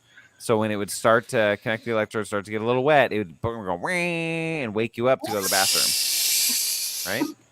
I Wow. slept through it. I just slept right through that shit. I'd wake up, piss my bed, like my parents are waking me up, just like coming in because I just sleep through that shit. Yeah. Sleep super hard and dreamed a lot. Yeah. Wow. Yeah. Interesting. I used to I'm have glad that crazy didn't dreams when I work was a kid because where I I'd would get up and sleepwalk. And I would end up in Oh. places always waking up when I was like taking a piss, but I'd be in the place. And sometimes the place was like closed inside of my closet. Oh, And I would no. like wake up taking a piss and then Yeah. freak the fuck No out because I way. was like super trapped on all sides and Yeah. had no idea where I was. I would literally man. like start freaking out, beating my walls and shit until my mom came in and saved the day. But then there was fucking piss all over the ground. So I felt like an idiot. Wow. Woo! Fascinating. Really? That So is you super asked earlier, fascinating. Kevin, how has my life changed over 100 years or 100 episodes of doing podcasts? One way is that I can have like absolutely no qualms about telling a story about me pissing all over my fucking closet on, the fucking internet for all the Yeah. people in the world to see. That's totally fine with me now. And 100 episodes ago, probably not. Probably not. Maybe a little reservation at least. We have a couple hundred hours of context for content or content for context, so it's cool. There's build up, progression. You guys are great.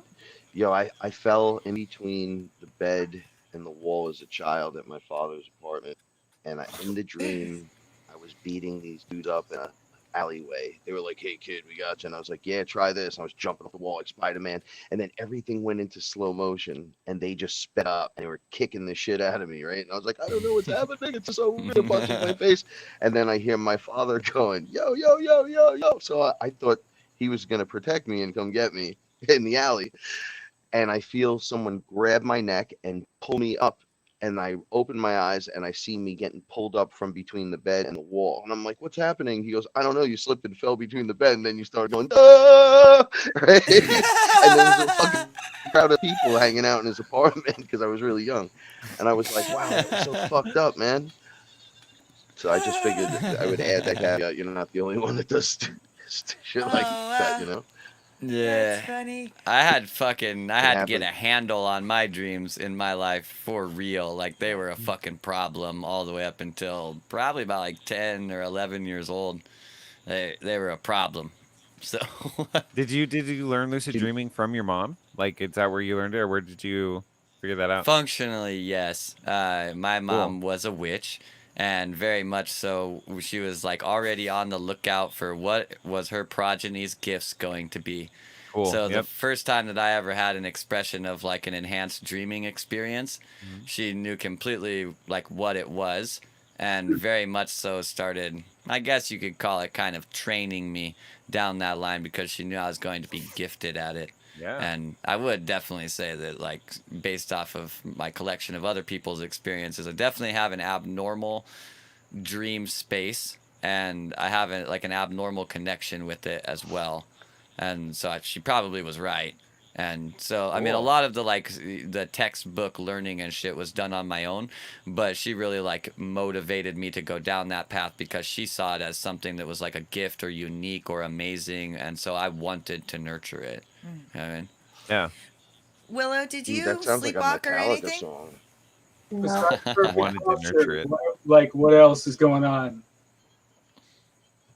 No sleepwalking, none of that. I just want Willow to say something. She's been sitting for a Perfect while. posture. And Perfect. no, it's awesome. But like it's way later there where you are, and I just want to make sure you stay awake. It's the she's anchoring the show just like she does as an admin. She's just Yeah. there. She's just always there. She's always around. You know Willow's there. Look at her holding space. Being awesome. That is awesome. I'm glad you're here. I one time was doing this play, Fiddler on the Roof, and I was like the stage manager, and we had this huge house that was part of the set that we'd have to push on and off, and just lots of props. And one night, I woke myself up, and I had been pushing the furniture around my room. And I had awakened myself because the wall wouldn't fucking move. And I was so mad because I needed to get this house out onto the set or onto the stage. The wall wouldn't fucking move. It was just like wouldn't move. And so I like woke myself up with just such frustration. I'm not getting it out It's there. funny that you say that. Like once, remember I told you, Aaron, about my astral projection. So this just happened to me again the other night. But this dream also was future tense. So I was getting off a tour bus. So, sons of the sun. But then I was getting into a limo at the same time that my mom was driving. Mm-hmm. And then she rolled out while I was trying to grab the door. So I was pissed. So I look up and I'm like at this intersection in the town that I came up in and there's a Burger King. Again, I don't have a cell phone. So I walk towards it.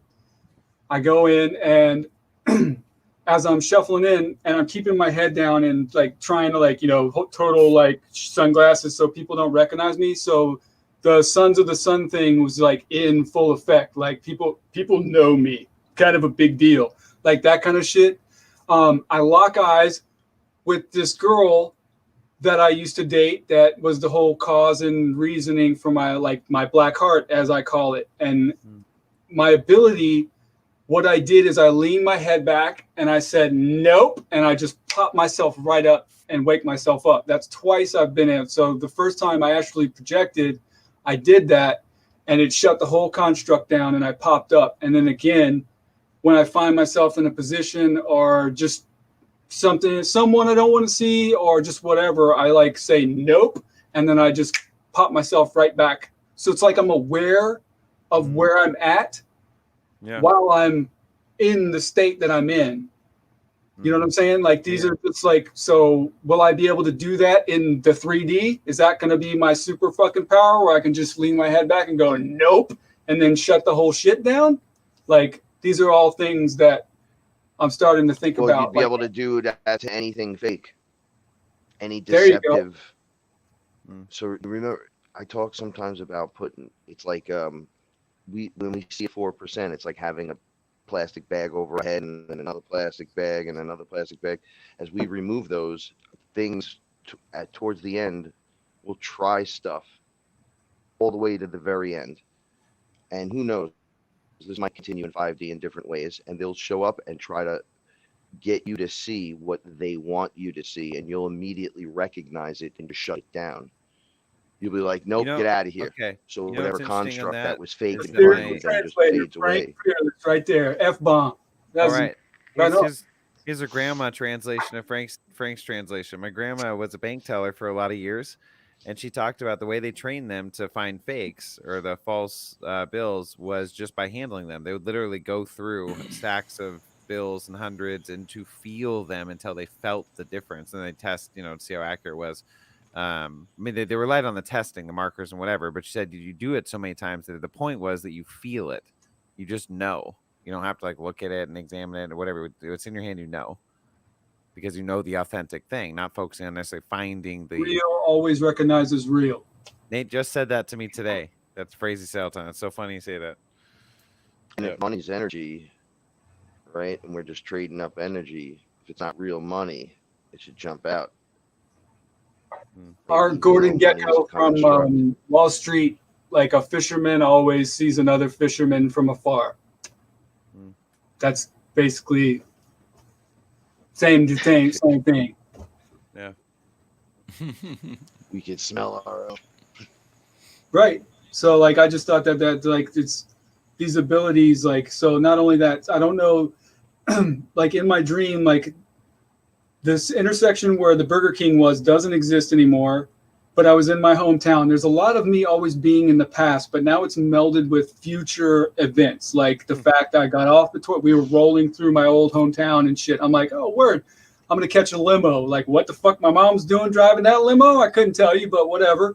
So there's a lot of like now future and like, but I'm still in that like past construct, but like it's all starting to like come together. And at first, like I said, it was murky, but now it's like vivid color. I know what time of day it is.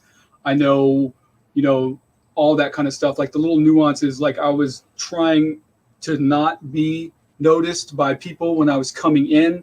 I was going to make my change, get my change so I could call my mom to fucking come back and pick me up because I had to be somewhere. Where that was, I don't know, but I was pretty pissed that she fucking didn't see me reaching for the damn door handle. So like, but the fact, I mean, what I took from that was, once again, I was able to just tilt my head back when I locked eyes with that person that, it wasn't, and that itself wasn't like her present self. It was the old self that I remember her as. Yeah. And like, I just, as soon as I got that like fake, as you put it, like, whatever it was I didn't want to be in, and I just tilted my head back. I was like, nope. And then I fucking popped right up in the bed. Yeah. So it's like I'm aware of what I'm doing. And since like this is all within the same 30-day period, so now I'm like having visions where I was driving. I'll not go into detail, but where I was driving was to our community, Frank. and I was filled with anticipation and excitement. That's really what I was feeling. And I'm like, this is fucking dangerous because I'm just going to the hardware store to get some grain spawn so I can make more mushrooms. Like, what the fuck's going on, son? Like, you know what I'm saying? So, but it's that kind of shit never ever happened to me before, but it's starting to happen, and I mean more and more. Like I said, it's becoming more and more like powerful and vivid every single day. So can't wait to see how Absolutely, this dude. fucking When I shit drove, fucking turns out. Paula used to live an hour away, and I used to drive there, and there was a part of the road that was really just clear at the time I went. So I was just driving, and I would zone out because I get really stoned while I was driving, listening to meditation music. And then I swear to Christ, I looked up, I thought I saw a deer, and it was a four We'll lane, see. so two lanes coming towards me, and I'm on coming on, and then there's a lane right there, and then it becomes two lanes. So it's four lanes between me and this thing that I think is a deer, and it locks eyes with me, and I'm like, oh shit, look at that thing, and it starts coming right at the car, like running top speed, and I'm like, that's not a deer. It Shit. gets mad close to me, right up on me, and it looked like a little dinosaur. I was like, what the fuck is that? And I fucking drove Oh, right past it, and I'm like, I can't do this anymore. Like, I had to do this thing with DMT and ayahuasca. I was like, "Hey, listen, when I'm driving, what the fuck is going on here?" They're like, dude, you relax totally, and you start getting into this meditative state. You get really fucking blissed out. You kind of forget Yep. where you are, and you start to see the other things around you. Did you see how it saw you and was hunting you on the highway? I go, that thing wasn't just like an animal. That was like a being that was aware of what it was doing. Like if I was doing it, like if that was me in that Yeah, skin. intentional And they were like, no, that was a conscious being. Like you guys don't understand that there's other things here. conscience. Yeah. And once you go into those areas, they can see you, you can see them. How many stories do you need before it goes from coincidence, which doesn't exist, to synchronicity, Uh, right? You just had one of the It's when experiences you your give people it talk about meaning, all the Frank. time. It's when you give it meaning. I think according to that, Dude, synchronicity I is thought this coincidence with thing was meaning. gonna. I thought it was coming through the car, dude. I that's thought it was quite gonna an hit the experience. car. Yeah, no shit, man. Yeah. So I yeah. when there's a lady that's a scientist with truth frequency, she's a reptile scientist, so out of Australia. Cool. I gave her when I gave a description of the reptilians and how the crazy shit goes off and how fast they are and the weird shit. She was in the center of Australia where it's crazy, right?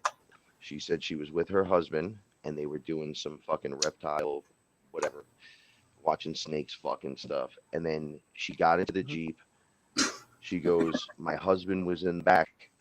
He sits up, and then I look over, and this being just gets into the fucking car and looks at us. And it was exactly what you described.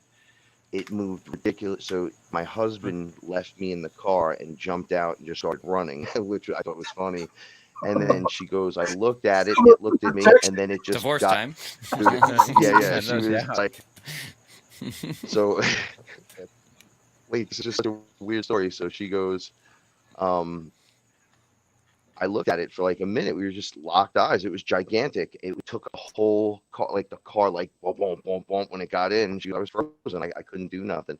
And then it just backed out of the car, looking at me, and then just took off and was gone. I go, those fucking things are crazy. So she goes, I was in a pyramid with Graham Hancock on a tour, and he wouldn't answer some kid's question, some young guy's question about DMT and ayahuasca and the pyramids. He refused to discuss it. So he snapped at this kid and was like, "Oh, we don't do that here and shit." So the kid got mad because he got married on the tour, and it turns out that that's the drummer from the Descendants, the rock group the Foo Fighters with. So she turns around and starts telling him about me and my experience and her experience.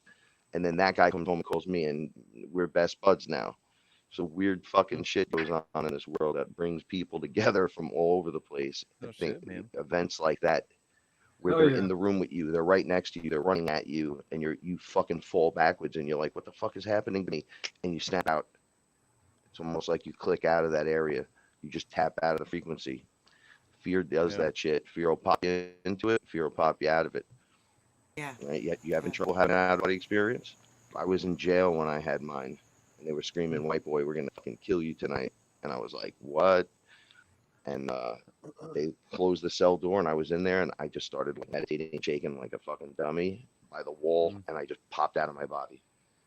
I was in fear for my life, and I was outside, and I freaked out, came back into my body, and I was so scared. I did it again, and it was great. I just took off. I didn't even know I had a body. I had no clue at that point. Yeah. I thought I was dead and gone, and I came back, and I was like, "Fuck, I'm still in jail." Just like Mr. Fuck. Robot. But Mr. Robot. If you Fuck. just, Guess I'll be doing this more often. right, Like, so go get chased by Darth Vader. Go run. yeah, man, that's crazy. Go run into Chaz. It's all He's like, broken yeah, down now, motherfuckers, man. take your shirt off. That's right. He's like, "I'm Jesus. I'll fuck all yous up." Who wants some? Who else wants some of Jesus? Want some? Right. Double Dutch right here, bitch. Step on up, motherfucker. I mean, you guys are the best. Dominate you in double Dutch while I Oh, dunk you're the on you. best, Frank. I love you guys.